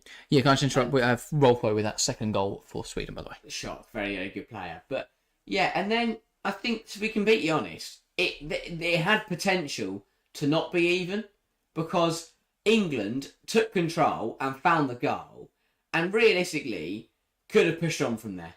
Could have caused France a lot of problems, gone and scored another goal. But they didn't. And I think it's that the way England reacted to going 1-0 up it allowed France to get back in this game and eventually allowed France to equalise. And that was... So I know France did well to react to that goal, but if anything, it was England's own response that let them down. Because if England had gone, right, we've got one, let's go get another one. Let's go get another one. Let's keep pushing. But they didn't. They kind of went, oh, wow, we've scored a goal. We're bloody good, aren't we? And then we took one corner and a really, unorthodox finish from De Almeida. Very good finish, as it was, but very unorthodox. Finds the back of the net, and we're back level again. Yeah, it's an exquisite effort from a player you would not have expected it from. On the volley, loops it over Hampton into the far corner. Very, very good. Yeah, good stuff. It's been a very even game so far. I do think that England, though, have been the better side. If I had to decipher between the two of them, I think England have had a few chances. We're going to see now that effort right at the end of the half. Beth Mead darting inside well, and it's a really well-placed effort towards the far corner, ticked wide by Pero Magni, and a really quality save from the Juve shot stopper. And should England be 2-1 up then? That chance could have gone in. There was other chances in the half. Toon, I think, had one in the early stages. Should England be ahead, or is 1-1 fair? I don't know. I think 1-1's fair. There's not much that Mead could have done more with her chance, and Toon's chance was our first big one of the game. But I think, mate, and again, we could be saying we're lucky to be 1-1. We've been very, very sloppy. And we're watching it here. A lot of just weird moments where the ball's either just gone off or it's been a crap pass. A lot of misplaced passes. Yeah. Do you think that comes as a consequence of the fact we're playing an international break immediately after the season, where fatigue is a thing? A lot of players will be wanting to go on holiday now, quite frankly. I think it's a mixture, players are tired, but also, again, that kind of slow start that we had to the game due to the interruption with Earps' injury. Players, you kind of had your warm-up, played a 30 seconds, and then had to stand around for now 5 minutes, which could have an impact. But overall, it was a bit messy from England. They shored it up eventually. And it's another reason why I find the fact we have another international break in 6 weeks' time really bizarre. Yeah. Because if players are going on holiday, they can't until after that, surely. Because if not, you're for 5 weeks going to be, eating what you want, tanning up, not staying fully fit. And then you've got to come back and play 2 international matches, which will decide whether you qualify for a major international tournament or not. Well, that for me is really bizarre. What's the gap between that international break? Well, obviously, after then, you've got another 3 months to the start of the WSL season. I guess managers are going to get their club teams in probably a month to go. So you get a 2-month holiday. Which, that's fine, but it's a weird period now. Yeah. Where it's, there is so long between this game and obviously in 6 weeks' time. Now, I don't think it couldn't be any shorter because it would be fairly pointless then. Yeah. And there being any break at all, and any longer encroach on the summer. So they could have just moved it to the October break. I know they've got obviously the playoffs to do, but I don't know, just weird. And we had internationals in March rather than getting the qualifiers started. Yeah, it's friendly, isn't it? You could have started the qualifiers earlier and not had some international friendlies in there. So weird. And to think that's the reason why we're not doing a better qualification process is to fit in those crucial friendlies is a weird one. Yeah, it is. It's a really weird setup at the moment in the international space, but we have to work with what we've got and we have to make sure that we are there in Euro 2025. Realistically, England, qualifiers should have started in October. There was international breaks, weren't there? Yeah. In October time, they could have easily cracked through, 6 games by March. Yeah, definitely. So, yeah, weird one. Yeah. Anyway, let's not dwell on that for too long. Second half, how do England take more control in this game? Well, yeah. Is it a personnel change or is it more tactical? I just think we need to just keep doing what we're doing. We didn't until we actually scored. We were doing really well in the game, and then we scored, and then we got worse. It all went downhill from there. So just go back to what we're doing. Keep playing our football. Don't worry about it. We're going to get chances, and Mead, Russo, Toon, they're the type of players that will take the chances they've got, especially the form that Beth Mead is clearly showing in this fixture. Obviously, we have to be wary that France pack a punch. They're a very, very decent side. They've proven that, and players like Kenza Dahlia had a brilliant game. Hat off to her. But yeah, England just need to get back into our stride, back to what we were doing before, and should manage to find a way to win this game. Yeah, I think in terms of changes going into the second half, I'd love to see Agaviva Jones tonight get involved at some point.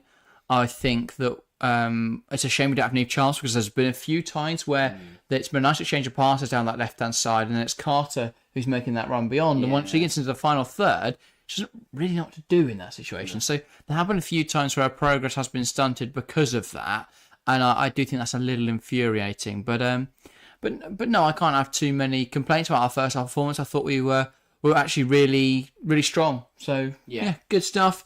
And hopefully we see more of the same in the second 45. Hopefully England can find a goal and can see out this game. Obviously, if we do win tonight, I think that puts us in a really strong position. Even if we were to lose on Tuesday, we wouldn't go behind Sweden. All they could do is level points with us. And obviously, I think we've got 2 favourable fixtures in July of Ireland first. And obviously, we could already be through by the time we face Sweden. But we do obviously finish up on Sweden as well. Yeah, 100%. But as we say, points on the board as early as possible is pivotal. Yeah. Or much more comfortable. And it's crazy how important, though, the next 5 days could be. Because if we win both the matches, suddenly we look like, a shoo-in for qualification. If we lose them both, then we need to rely on results elsewhere, really. So that's going to be weird. It is a strange... I think that is the frustration with playing the same team twice, is that you do have the bizarre situation where you're playing the same team twice, and it's going to make a difference. That's what football's about. It's a perk of football, Fight for 2 games could put you in an incredible position in the group, or could put you in a terrible position in the group. 180 minutes could see us either qualified for Euro 2025 or on the brink of missing out. You never know. Yeah, exactly. Because if we win the next 2 games, all we've got to do is beat Ireland, and we are there. We are home and dry. We are at Switzerland in Euro 2024. If we lose both games, then we've got to beat Ireland and Sweden, which is not easy to do. So who knows? Yeah, I completely agree with you there. But yeah, it shouldn't be long now until that second half gets underway. In fact, players making their way onto the field now. Some big Lucy Bronze fans in the crowd. and Alessia Russo. Yeah, fair enough. I've seen this quite a lot recently. A lot of people like writing on the lenses of glasses. I don't think they're prescription glasses, isn't it? It might be. Yeah. I've got sunglasses, but no. I mean, I don't really They're going to get Specs. why. They're going to Specs and go and ask for some Alessia Russo glasses. Yes, can I have AR? I've got a new prescription. AR on this Hang one, 23. 23 on that one. How much? Not sure Specsavers do artistic designs on I their should. on their glasses. You can get Spider-Man glasses in Specsavers. I want some Alessia Russo ones. Yeah, they're like for 5-year-olds. Yeah, why can't they have Alessia Russo ones? Oh, but I don't think. Again, I think Specsavers should do an Alessia Russo deal. Yeah. Germany 2, Poland 1. What does that mean for that group? Well, it will see Germany rise to top of it on 9 points, 5 points ahead of anyone in the group, and they'll pretty much be through. But that's the difference. Yeah. They're in a group with it's Germany in a group with Austria, Iceland, and Poland. They're going to walk You it. still have that group where it's just completely pointless. Say you move Sweden from our group into that one and put Iceland over in ours. Suddenly, France it's all balanced it. Yeah. And it's just weird, the qualification process. UEFA, why do you meddle with things? But anyway, we're going to get underway for the second half here. It'll be France to get us started, and it's knocked back, and we're underway for a second 45 here at St James's Park. England 1, France 1 after 45 minutes. We've got another 45 now to decipher a winner. Or we'll end a draw. I guess we'll find out. But yeah, good first half. It's a fairly even game. You could argue England had the edge. You could argue France had the edge. Who will take the edge in the second half? Who knows? I mean, it's better than a England thrown on the near pretty side. close game of football again, though. Yeah, I hope so. Carter. Change the pass for Toon. Now tries to go back to Hampton. That hasn't got a lot on it, and Hampton's going to be pressed aggressively here by Katoto. Ball forward hasn't quite come off. Here's Selma Bakker. Giving it to Karchawi now. Back to Bakker. Ball into the box. Looking for Katoto. Her header almost taking it away from it. I think there was a touch in there from Williamson, actually, that stopped her header going towards goal. But France do recover the ball, and now they're trying to work it round back into an opportunity. Almeida. Now it's with Cascarino. Not sure what she's trying to do there, but it hasn't come off. And now Carter running the wrong way. Hemp will hold it off Almeida and now turn inside. Hemp trying herself into trouble. One back in midfield by Toletti. Takes aim, but it's a low-driven effort that has not a lot of it on it. That's a comfortable claim for Hannah Hampton. Yeah, bit messy there from England. Hemp kind of just blindly cut inside and just ran herself down an alley. Gets dispossessed, but that chance wasn't going to trouble Hampton at all. England again trying to battle back, but good pressure from Diani and put out for an England throw. Yeah. Yeah. Fast start from France, looking to put England under the cosh. Good battling there from Russo. Stanley wins it back, who's then tripped up by Renard, but referee says play on. Diani runs at Bronze. Manages to get the ball Into in. the box, headed away by Millie Bright. Big header. And now England will look to bring it the other way. Here is Kira Walsh. Now back to Hannah Hampton. Williamson. Forward pass not on, so it goes across to Millie Bright. England look a little more settled in possession. Now, I don't want to speak too early and then have it bite me in the arse, but England do look more comfortable in possession. It's been less sloppy, at least in these early stages. So the fullback that is come back. It's hell out. that is nicer to see. Williamson. Bronze, Just wait for a ball over the top from Leah Williamson. Who's she going to pick out? Well, she's looking for Hemp. It'll be headed down by Almeida, but Carter will come and collect it. Hemp tries to spin Almeida. It's an aggressive challenge from the French fullback. It's then Cascarino who steps in and knocks it out of play. So an England throw-in now on the near side once again as they look to work this touchline. Ball goes into Hemp from Carter's hands. Now it's back with Williamson. Yeah. I'd give it probably, I would expect changes in 10-15 minutes time. Yeah. As I say, it'd be nice to see Angie Beaver-Jones get some senior England minutes. Jess Park as well, I believe, on the bench tonight. Yeah. Hampton ball forwards. Now Lucy Bronze. Russo, she's offside, and that will be put up. I don't think Russo's... she might have been. Free kick for France. I couldn't tell whether it was Russo or Mead that was offside. It might have been both.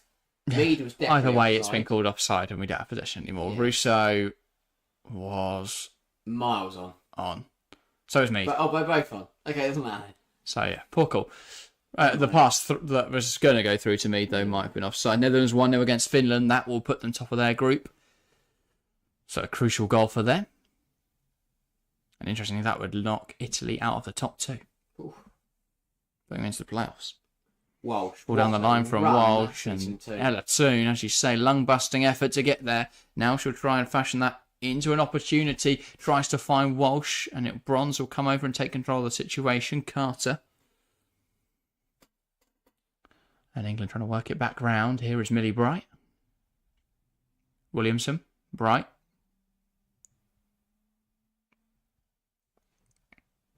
Ball wide now, and it'll be England coming forwards. Mead. And well, looked like Bronze was pulled down there, but nothing given. And France trying to build out from the back. Selma Bakker. Now Diani, and they're being forced backwards here by England's high press.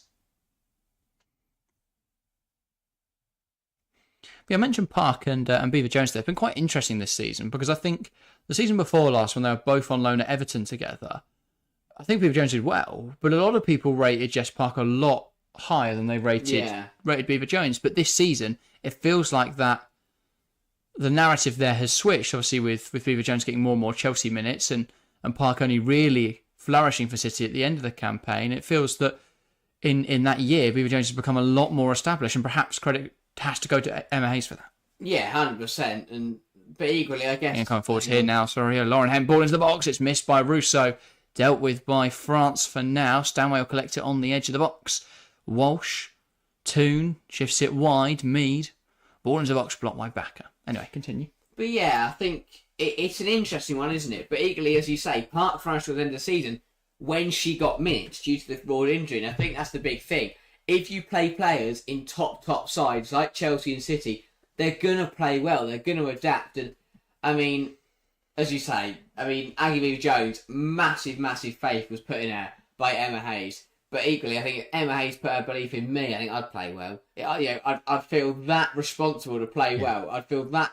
But equally, I'm sure she backed herself. If Emma Hayes is your hype woman, you're going to back yourself. Yeah, and Beaver Jones seems to be someone who has a lot of confidence, I think, and has definitely grown in that throughout the season, actually. I think at the start of the campaign, she wasn't trying stuff. She wasn't, playing with a lot of self-belief and confidence. But as she's been given more minutes and more opportunities, she started to really flourish and become a real star in the Chelsea team.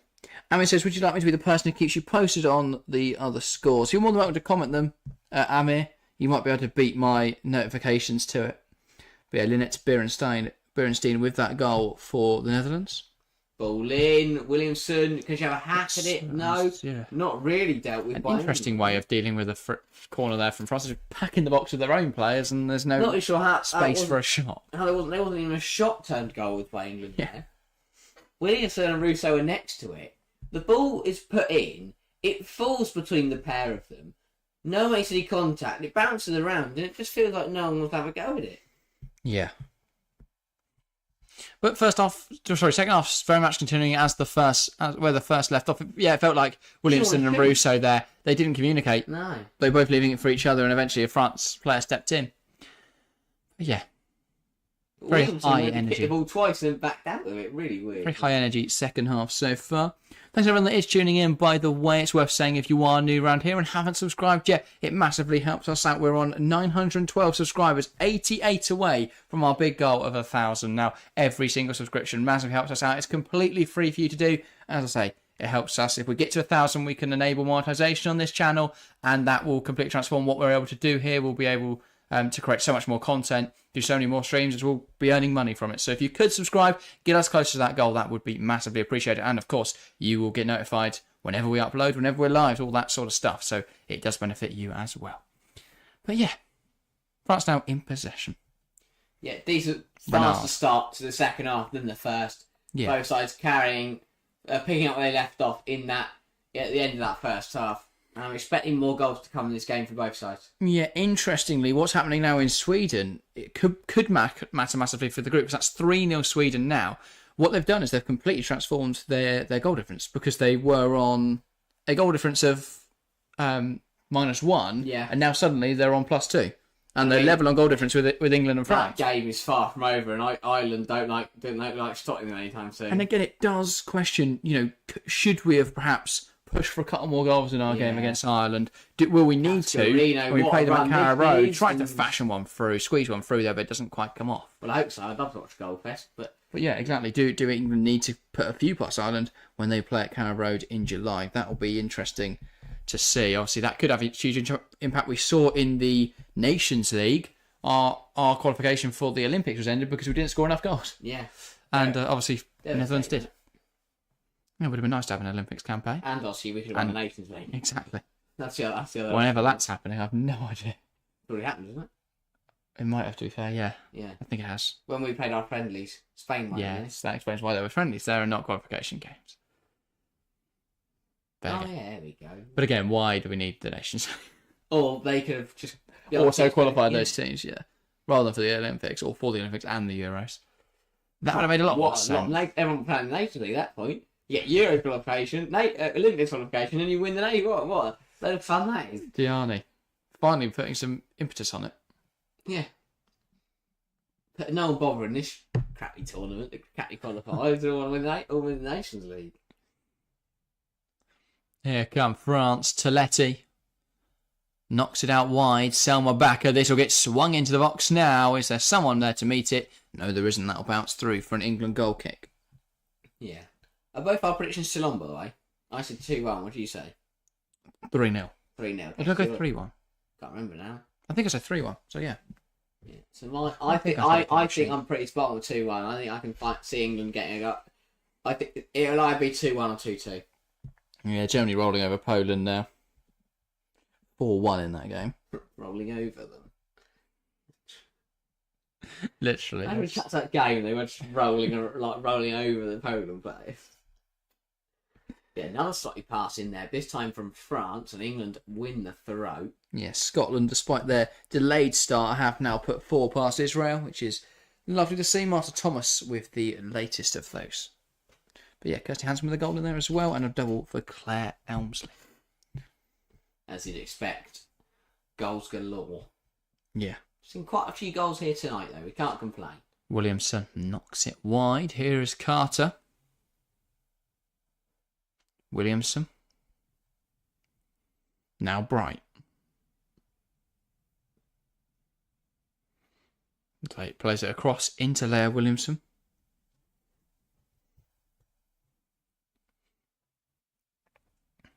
Brought down well by Bronze. Stanway. Bronze. Walsh. Now here's Millie Bright. Plays it across into Williamson. Bright again. And she's going to knock that ball wide, and Backer can't get there. Stanway keeps it in play. Backer pokes it off the pitch. Yeah, I think Stanway was quite expecting that to reach Eddie Fair. She saw Backer in front of her and thought, oh, she's going to take this ball. But she didn't. And good defending in the end from the left back to get back in. Walsh cuts back into 2, lays it to Stanway. Good ball into Russo. Here's Russo. Knocks it wide. Hemp ain't going to get there, though. Can she work it back round to the box? Lifted towards the back post. It's claimed well by Pero Magnin. Good hands. And yeah, she's not spilt that one. Yeah, a bit too much on it there from Russo. She knocked it out to Hemp. Just need to tad off that. Yeah. Also, I don't think Hemp was quick enough to be aware. Yeah, sure. She was on exactly. She was on her toes. I think she gets there. Renard. She's running onto it. Rather than stood there waiting for it to find her feet. Yeah. I think Russo played it in front of her. She didn't massively overhit it. She just played it in front of her, whereas Hemp was expecting the ball to feet. Yeah, 9 shots to 6 so far in England's favour. Both sides, though, registering 3 on target. So England a little wasteful, you could argue, in front of goal this evening so far. Yeah. Think back to the Russo chance, the Toon chance in the first half. Yeah. Those kind of chances not even hitting the target. Bit concerning at times. Obviously, though, not going to dwell on it. They weren't like glaring misses. To be fair, I think that is the one thing we miss, though, is with England. We've got a lot of goal scorers. We don't have a high volume goal scorer. And Russo was very good at Euros 2022. But everyone was there. Well, that, but also the fact that Ellen White as well, though. well, yeah, but and Russo came off the bench, but she has changed as a player. Last season, she was used a bit more as a false 9 at United. The season that we've just had, which is now last season, I should say. But yeah, obviously at Arsenal, she has been developing in that role, and at World Cup 23, we saw shades of that. So that's something. She is a different player. She was a bit more of a raw, just out and out number 9 type role when she was coming off the bench at Euro 2022. But yeah, here come England now. Lauren Hemp cuts it back for Carter, but she's unable to keep it in play. Sorry, she's unable to keep the attack going. And then fouls Karchawi, who took the ball off. Yeah, clumsy trick that from. Didn't really need to bring her down there, did Jess Carter, but yeah. No, could have won that ball back fair and square and then formed an attack from it. And she was penned in between her own players and between England players. Very silly. But half an hour ago, so that's another good point though. It's like, when do you start calling the past season? When do you start referring, rather than to refer to it as this season, when do you start referring to it as last season? Yeah, that is difficult to say. I think just eventually over time you start to do it. It depends whether you've got an international tournament, because I'd say the 23-24 season in the women's game is now over. I guess I would as well for the men's, because Euros is sort of a separate thing. But again, is the Euros part of the 23-24 season or the 24-25 season? I think it's its own entity. I think it's between the two. Oh, it's 20. That's a good point. It's just 2024, isn't it? Exactly. That's a good point. Well done. That's actually that. There's a reason they call it the 2024 called the Euros. But I think if you had to say it one way or the other, I would say it's more part of the season that's just been. Yeah. Because that would have more impact on it, whereas the Euros will have impact on the next one. So. Spot on. Yeah. So is it an earlier kickoff on Tuesday? Or just more build up? Potentially. I think it might be an early kickoff, to be fair. Hemp. Walsh. Nope, 8 o'clock again. Oh, go on ITV. To be fair, I don't know how long they build up. They how early they went live tonight, to be fair. Oh, it's 7:20, didn't they? Going after Battle Bots. So there we down go. here That's the for crucial England, information. which isn't good. Hopefully she's okay. Yeah, this will be concerning. I think it was just a nasty tackle. I think it's just on the end of the tackle. Yeah, she seems to be all right. Yeah. That was up by Hemp. But yeah, they expect changes to start to come soon for both sides. Here, yeah, just kicked by Dalmaida as she played the ball down the line to Jess Carter. Sounds a bit Australian there. Did I? Jess Carter. Anyway, Toon trying to play a routine here with Lauren Hemp. And that's really good there from Hemp, because she frustrates Karchawi by going for her rather than the ball, and then Karchawi stabs in strong with the ball back and ends up kicking it off the pitch. I really do like as well, by the way, that England are wearing the European champions emblem on the shoulder tonight. Big fan of that. So yeah. Anyway, chance now for England from this set piece. Delivered well. It's headed away. And they're jostling for possession now. I do find it a little weird, by the way, that England are wearing the new men's strip. Because obviously they do, in the international game, have different kits for... Do they? Well, yeah, because we had a different kit at World Cup 23, didn't we? The one with the blue lines. Yeah. Yeah, that was different, obviously, to the one that was used at World Cup 22 by the men's team. Was it? Yeah, that was the one with like the shoulder pads. Shoulder, yeah. Yeah, no, I Gradient. guess they haven't got a kit, and got a different kit. Well, you think you just use the same one was used at World Cup 23 until you bring out the Euro 25 one. But maybe it's showing off more, show off the new kit. Yeah, I guess. Pits off all more the St George's defenders. Then you don't get that with like. Well, I guess they did it as a campaign, didn't they? Where they all wore the women's shirt, or a couple of teams. I think like Germany, Netherlands, and stuff did. Yeah, they did. Quite good. But yeah, hopefully we see the same. Shock. Hopefully we see the same for next tournament, of course. Yes. Pero Magni. Now Renard. Second half, just Lacroix. kept at the same pace. Started at the same pace as the first half ended with. Now just hit a bit of a slow patch. But I'm expecting it to pick up again as we get subs into this game, and as both sides look to try and find a second goal because they know how big 3 points would be. The winner tonight will top the group. It's as simple as that.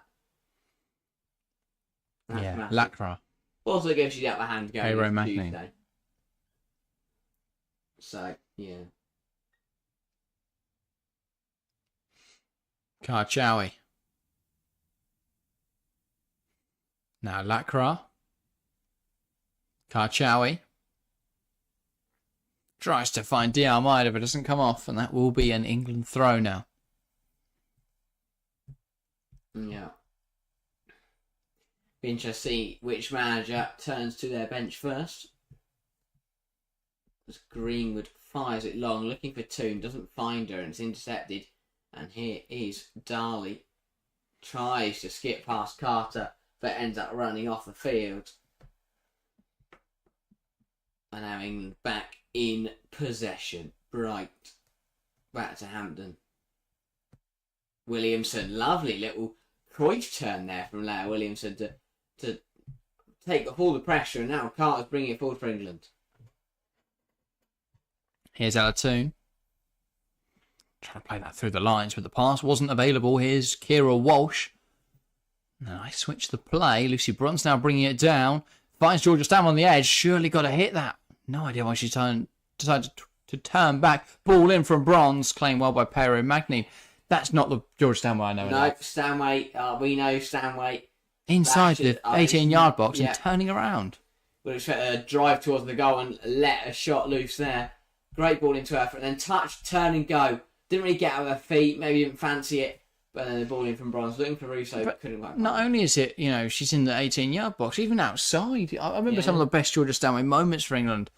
I think I want to say, I think it was at Euro 2022 that she struck one from outside the box quite well. I can't remember though. I've got the memory of Stanway scoring a goal from outside the box, a really nice, well taken goal. Can't remember who against or when. It would have been some point in the last 2 years. Yeah. But yeah. Right on the chart. Doesn't seem to be the same player anymore. Good ball into Stanway. Great turn. Lays it into the path of Bronze, but a bit close to the back. Tackle there from Selma Backer. Unable to keep it in touch. Ball had to be better there from Stanway out wide to Bronze. Could have been a real chance for England. Right. Cross now to Williamson. Tries to slide it through the lines again. Can't quite, though.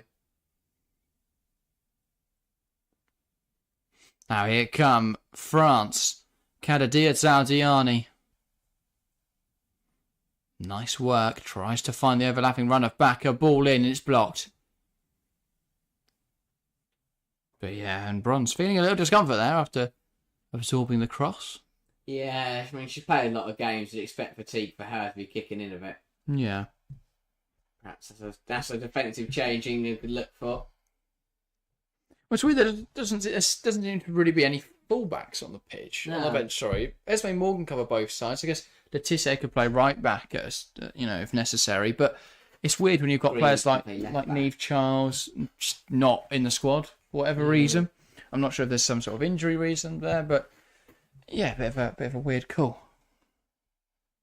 To be fair, I don't think there are many options at right back. No. I know Jess Carter could play there, but she's starting at left back, so it's not really a backup option. Ball into the box. Header in the air. Renard looked like she might go for an overhead kick there, but it's Rousseau who hooks it away with a bicycle. A volley from France. It's found the bottom corner. Marie-Antoinette Catoto with the volley. France lead 2-1. England, it's 2 goals conceded from corners. Yeah, and again, it's a similar story. The ball it's an outswinger towards the penalty area. That just isn't dealt with by England. No one can clear it. And Katoto on the turn. It's a good volley. Finds the bottom corner.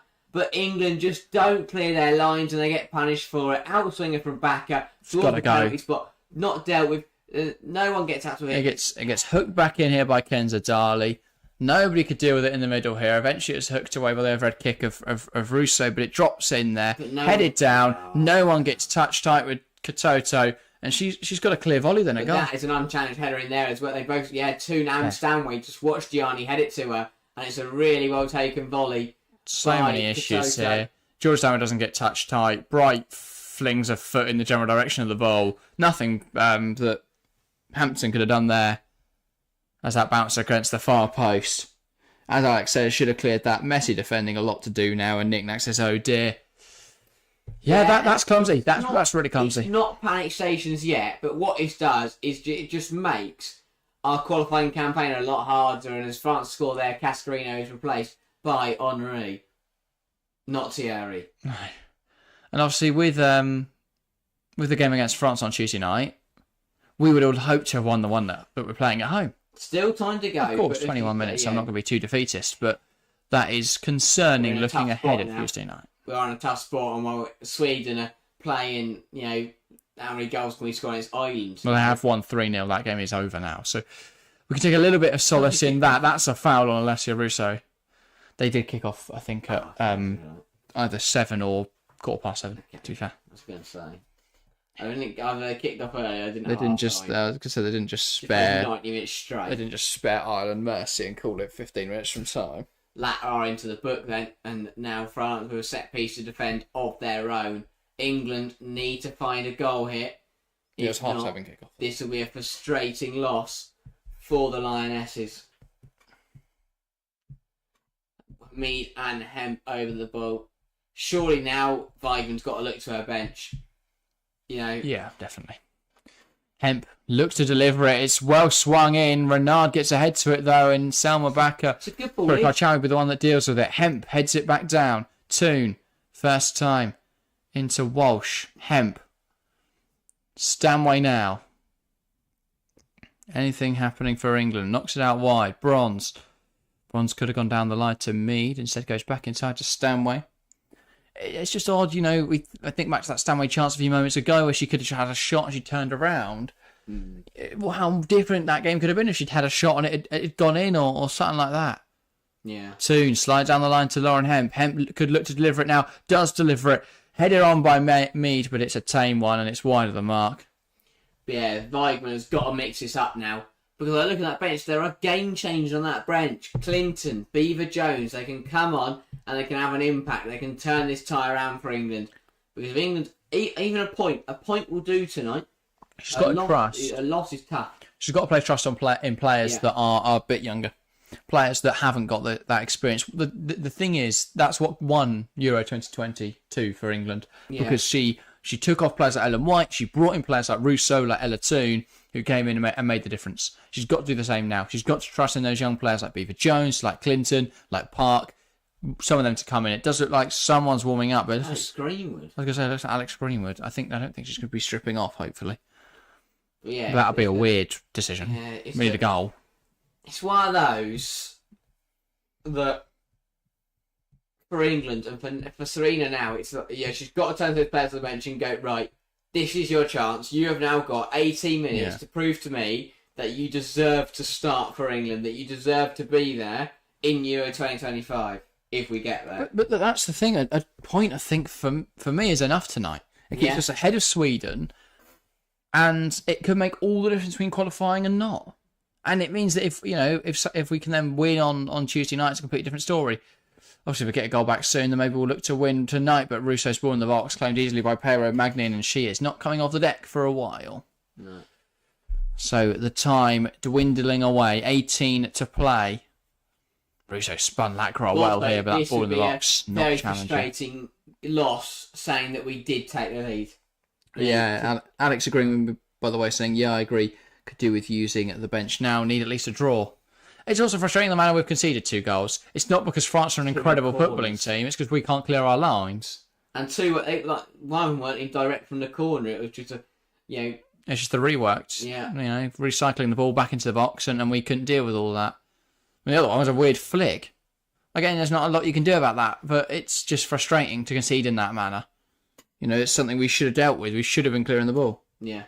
Delete says, I'm rooting France, but it's nice watching and hearing from England fans. Well, welcome, Delete. And, thank you for choosing to tune into our stream. It's often with England streams, we expect the views to be slightly lower because it's only really going to be England fans watching. Obviously, when we do our WSL streams, a lot of England fans can watch it, obviously, on ITV. So, understandably, Kelly, Kirby, and Park. they're the kind of changes I'm a big fan of. That is an elite trio. That's a triple up I want to see. I forgot players like I forgot Kirby was here. I don't know why I forgot Chloe Kelly as well. But I mean, she could do with a good break.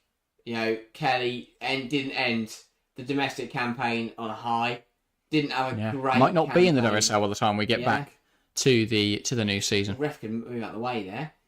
And now that's led to and I think if it's a soft free kick, the ref's giving it because she understands that the ref also got in the way. Yeah, massively. But yeah, thank you, Delete, for tuning in. And of course, if you are new around here, as I've said many times already, please do hit that subscribe button. We're still credit to France. They've taken their chances. 2 very well taken finishes from 2 quality players. They've set up well. They've limited England to a couple chances, and I mean a decent outfit. Bronze tries to slide it through the lines, but it will be Selma Bakker who gets to it. Now plays it forward to Renard, and France will bring it forwards now. To not be too biased. Lovely switch of the play. I don't think we're too biased. I didn't, when the goals go in, I'm not there going, oh, bloody hell, France have scored. But yeah, obviously we are going to cheer if England put it in the back of the net. That's only natural. From De Almeida, who is already on a yellow card, and she's thrown the ball away. So a soft referee here is going to let her off. A stern referee. I was going to say she's never experienced Emily Heaslip. Yeah, because she not only committed a foul, which could be a second yellow, she's then gone and picked the ball out and thrown it away. Heaslip will have the red card before she can turn around. She's marched down the tunnel herself. Luckily for the Almeida, Heaslip's off refereeing in Malta tonight. Yeah, they literally sent her as far away as they could. But yeah. So, Frank Kirby, it will be the first substitute introduced. No idea if that will be more than one, though. Georgia Stanway from range, but the shot was rising and kept going. That's more Stanway I know. Taking a shot from 20, 25 yards out, and I like that. Yeah. But as you say, Frank Kirby is the type of player who can change games for England. She could come onto this pitch and cause some problems for the French. Pero Magnin goes long with the goal kick. 14 minutes to play. Henri wins the header but flicks it out of play. England throw on. And Kelly is also going to come on as part of a double change with Kirby. Park might make it a triple as well as Russo squeezes past Lackroom, but a big tackle in there, and it's actually Russo's own touch that sends it out of play. And now throwing for the France. Everything for France is much, much slower now. Taking their time about everything. Yeah, De Almeida now. Carter heads on. And now that ball out of play coming off Katoto.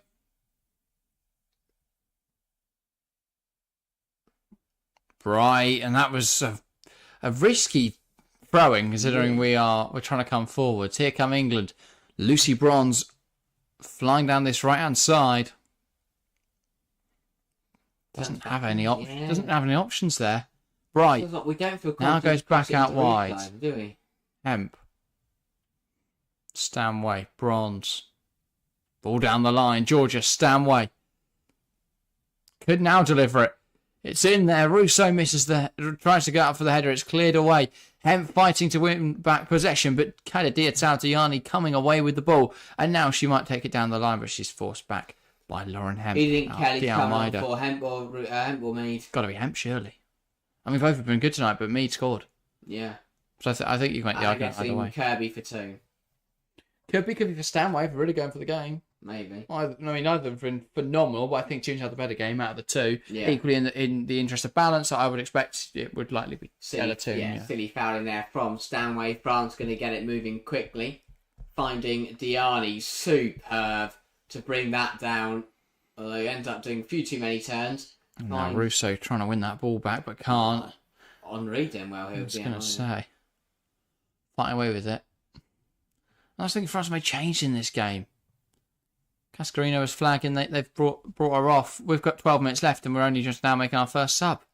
It is going to be a double change as well for So I don't think is Park down there. No, just a double. Kirby on for No, that's just poor camera cutting. Yeah. So it's down way off. Going for We are definitely going for it because that's a very attacking. That's 2 attacking 8s really, and then Mead will be the player hooked.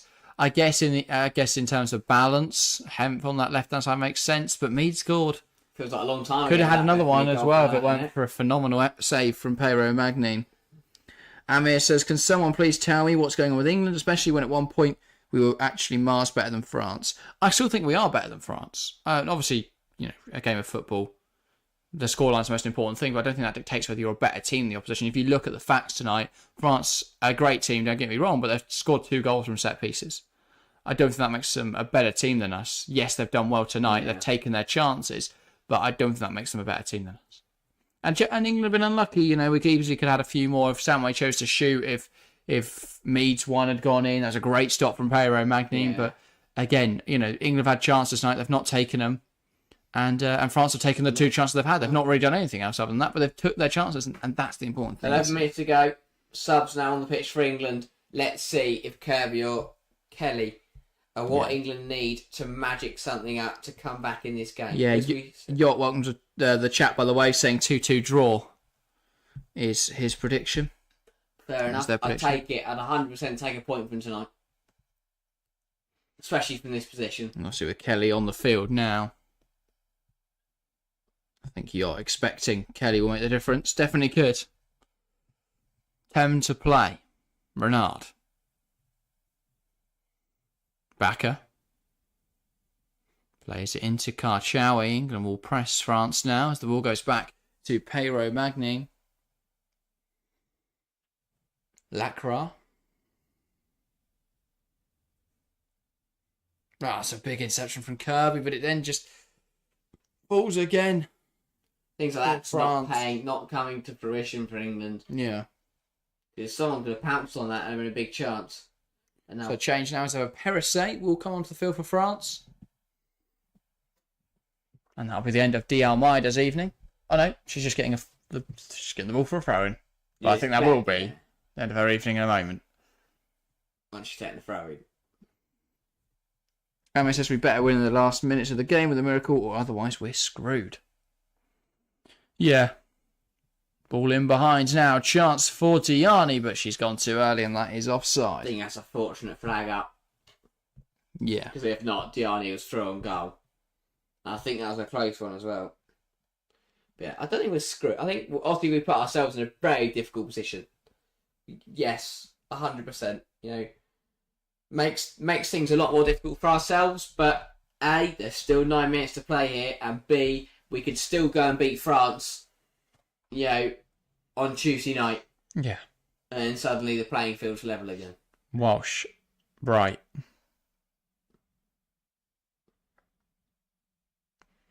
It's just not really working tonight's build-up. It's like a 3...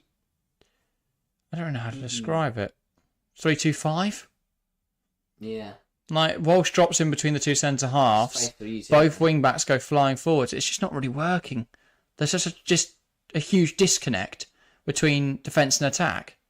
Hampton needs help here. The amount of time the defence and midfield have had the ball and they just can't pick out anyone in the massive front line we've created. Here's Lauren Hemp. Ball into the box. It's headed away. Falls for Kelly. She can't make any proper contact with it, though. And it's hacked away just about by France. Sums up her season, that from Kelly. Last season, Chloe Kelly volleys that into the top corner.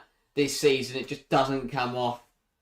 Has a swipe at it and, doesn't really makes partial contact with it. Yeah, bronze. Walsh. Ball goes wide. And here come England. Kelly. Ball in. Headed away by Renard. Now Bronze strikes it, headed away by Renard. That one seemed to hit her head more than headed it away. And she seems to be in some pain here because she's not... Yeah.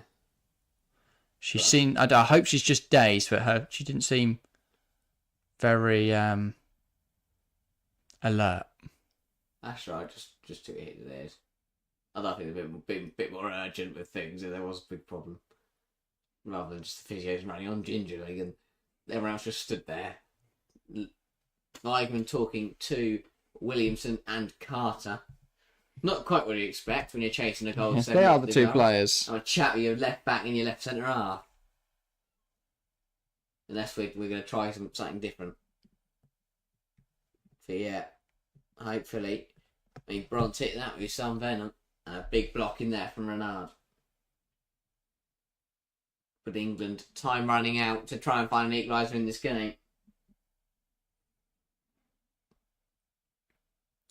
Quite disappointing from a leading position to be losing this game with 6 minutes to go. It's annoying. It is annoying. If France had turned up tonight, scored 2 good goals and were beating us fair and square, fair enough. But for us to take the lead and then concede 2 corners is really frustrating. I mean, the first one was a very unorthodox and very strange finish. The second one was just a failure to deal with the ball from England and a well-taken volley from Katoto. Yeah, it's a really good finish from a really, really good player, but you can't give her that much time and respect in the box. Someone's got to be more assertive in there. And I don't clean her out, but get in front of the ball, jump in front of the shot. That's what you need. But you know, we've got an experienced backline. They're not players who've never played on this sort of level before, this sort of standard. Get in front of that. It's a simple basic you'd expect, but perhaps fatigue, perhaps a bit of laziness, miscommunication. There's many different reasons. I do think the quality of the game hasn't been what I would have wanted, and I think a lot of that is because we're playing it after the season. A lot of people just won't be asked, and I don't mean that they don't want to go through, but they're knackered. They haven't got what it takes. They haven't got it left in the tank to keep going constantly. No. And I think it's a weird decision to play it at this late time in the season. I will say as well, I've not noticed this because I've not really watched France, the men's side, but the collar on the shirt being lopsided. Yeah, no. It's not great. Not on board with that. It's been jarring me all evening. Perissé is now on for Diawara. That's what made me notice it. But here come France. Ball forward from Henry. 5 minutes for England to try and find a positive result in Weigman's 50th game for the club. She's not playing. 50th game in charge of the team club. It's not going to be called a club. No, that's where we're going if we win. Kirby. 2 goals, there we go. 4 minutes, let's find them. Kelly. Try to bring it inside. Goes back now, though, to Toon. Kelly slides it through. Bronze in the box. Plays it across. Intercepted by Lacroix. Cleared away by Lacroix. Came back to her from Backer. And she smashed it away. Big chance for England, though. It slid through excellently. Bronze in a great area. Has she got to go for goal there? Yeah, she's not going to find Russo. She doesn't even think about having to go herself. But for me, it's got to be a shot towards the far post. She's not going to find Russo in that situation.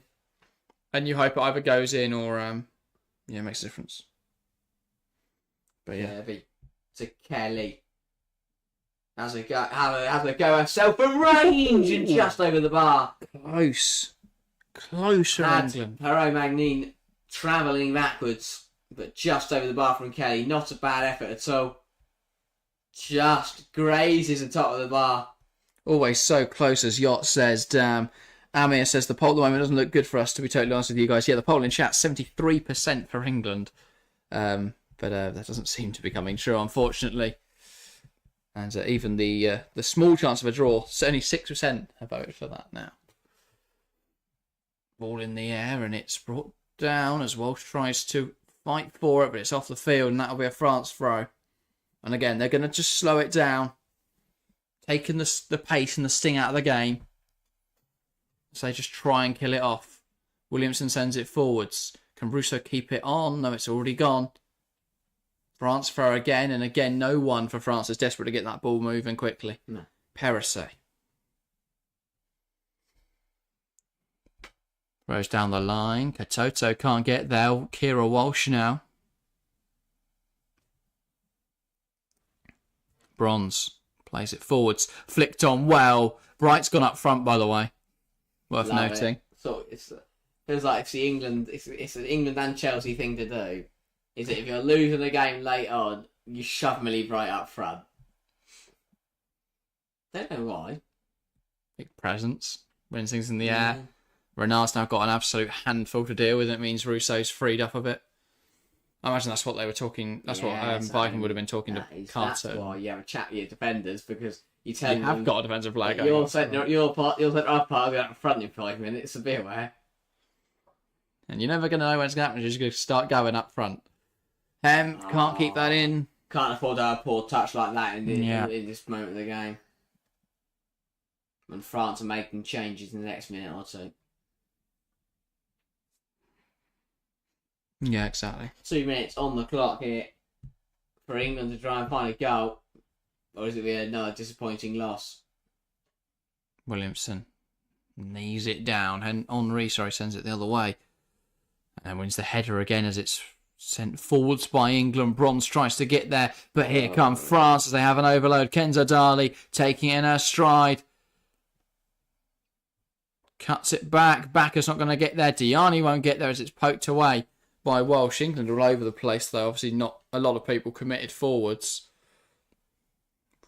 Russo tries to win the header. Doesn't quite come off. Hemp and Peres fighting for possession. That'll be an England throw.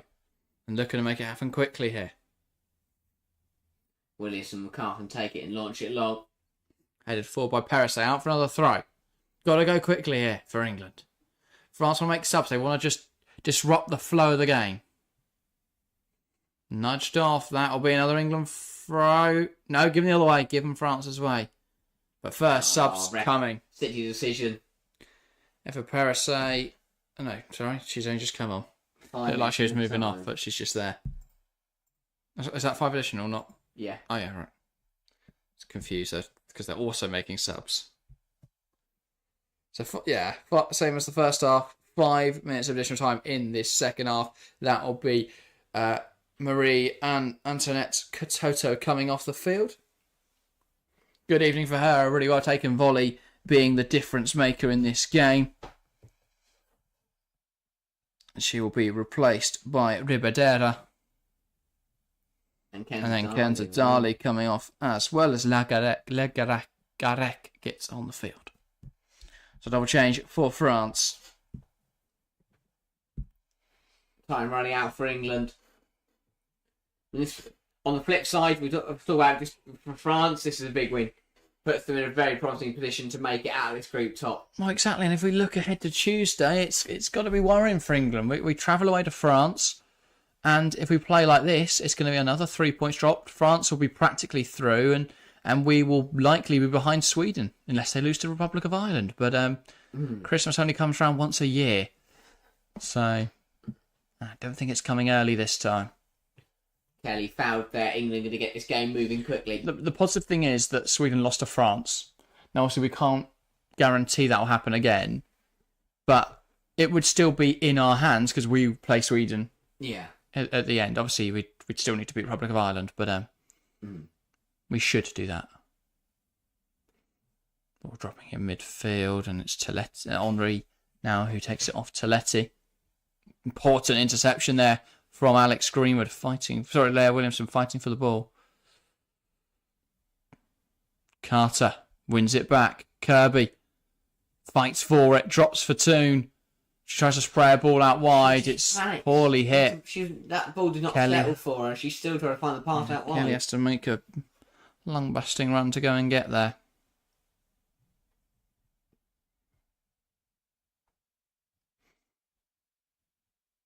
Kirby, it's not quite come off. Still fighting for it. And France coming forward. Halfway through the additional time already. Doesn't feel like it's going to go for England. Doesn't feel like it's our night. And a big win for the French. Aero Magni. Now bronze. Carter. 2 minutes 10 left. Still trying to find a goal. You never know in football.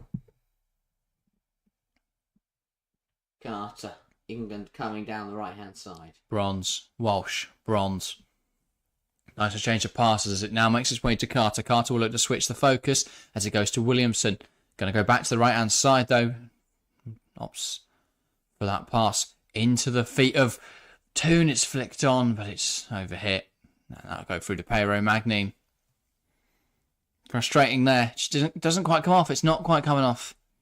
No. Close but no cigar seems to be the story of today's game for England.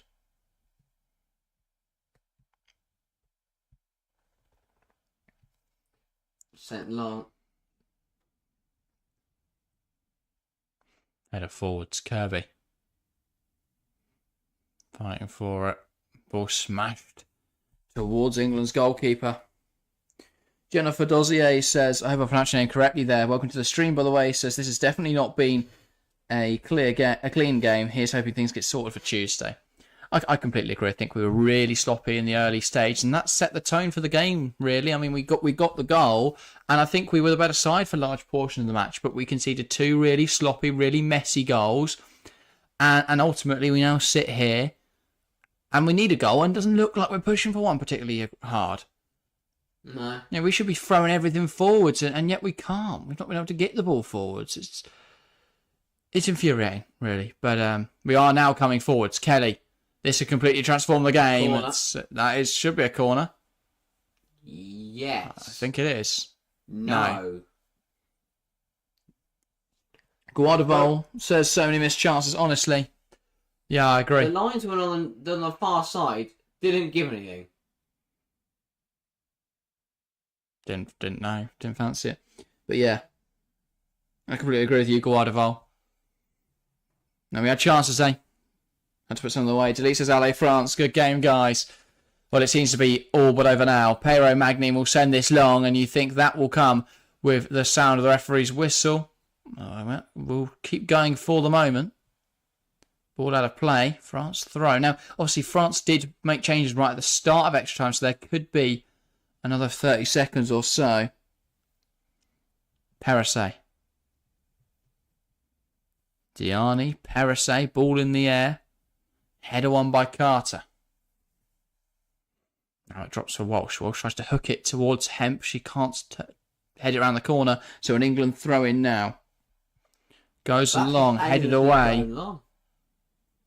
There was no target. That's got to be it, you'd think. Here is Hampton. Need a bit of urgency here because the ref could just blow a whistle now. She's over that 5 minutes allotted of additional time. Bronze. Kelly. She's got better. Bronze. Ref was thinking, some script writing to do in this game, but there we go. That is it. England 1, France 2. A disappointing defeat for the Lionesses here at St James's Park. Ultimately, France took their chances. England couldn't. But yeah. Amir says, I don't want to sound dumb, but what's happening on Tuesday? It's France versus England. It will be the repeat of this match, but away for the Lionesses. And obviously, well, it will be crucial because if we lose that game, we suddenly find ourselves a few points off France. I think it'll be 5 at that point. Yeah. We would find ourselves... No, we've got to be more than that, actually. Yeah, 7. Because we are now 5 points off France. 8. We could be 8 points off France, and France will be through. And we'll be in big trouble. If we lose on Tuesday, and we'd have to rely on France beating Sweden in the final match day, and we'd have to beat what Sweden. We've done or is hope Republic of Ireland beat them. Put a lot of pressure onto Tuesday's match. Because if we do not at least take a point from Tuesday, we are in big trouble. Yeah, I agree. I also think it's, we look back at the Sweden game and it's even more frustrating we didn't win that because it's a game we should have won. Yeah. A game tonight where we could have easily won, we didn't. We gave 2 cheap goals away. It's frustrating. I feel like today's game was winnable. I feel like the Sweden one was winnable. It's infuriating, and again, I can complain about the qualifying system, but you've got to do whatever has been given to us. Yeah. We know we have to win these games, and we haven't. That's a simple fact. So it's really frustrating. All we know is turn up Tuesday, back lines to the hill, and hope we can take a positive result from there. Perhaps away from home, that pressure will be eased, and we'll be able to play some good football. But maybe. Yeah, and finish our chances because we didn't do that this evening. But yes, we will be back on Tuesday night. Thank you everyone that has tuned in tonight. Thanks for all the new subscribers. We've gained up to 916 now. We're 84 off 1,000. Again, if we hit 1,000, we can gain monetization. So close. And looking ahead to next season, looking ahead to the Olympics, obviously this summer, we want to be doing even more videos. We'll be doing as many streams as possible next season. And obviously, if we're getting monetized, we're able to do that because we don't have to get jobs. So, hit that subscribe button, get us to that 1,000. So that'll be very, very helpful. Thank you guys very, very much for watching today. As I say, we will be back on Tuesday. Unfortunate result for England tonight, but let's hope they rectify it on Tuesday night. Thanks everyone that's tuned in. Delete saying good game. Yacht, thanks for your messages throughout. Amir, the same. Alex Sinclair, Guadavol and Jennifer getting involved at the end. Thank you guys very, very much for hopping in and hope to see you all Tuesday. But that's everything from us today. Thank you guys very, very much for watching and we'll see you next time.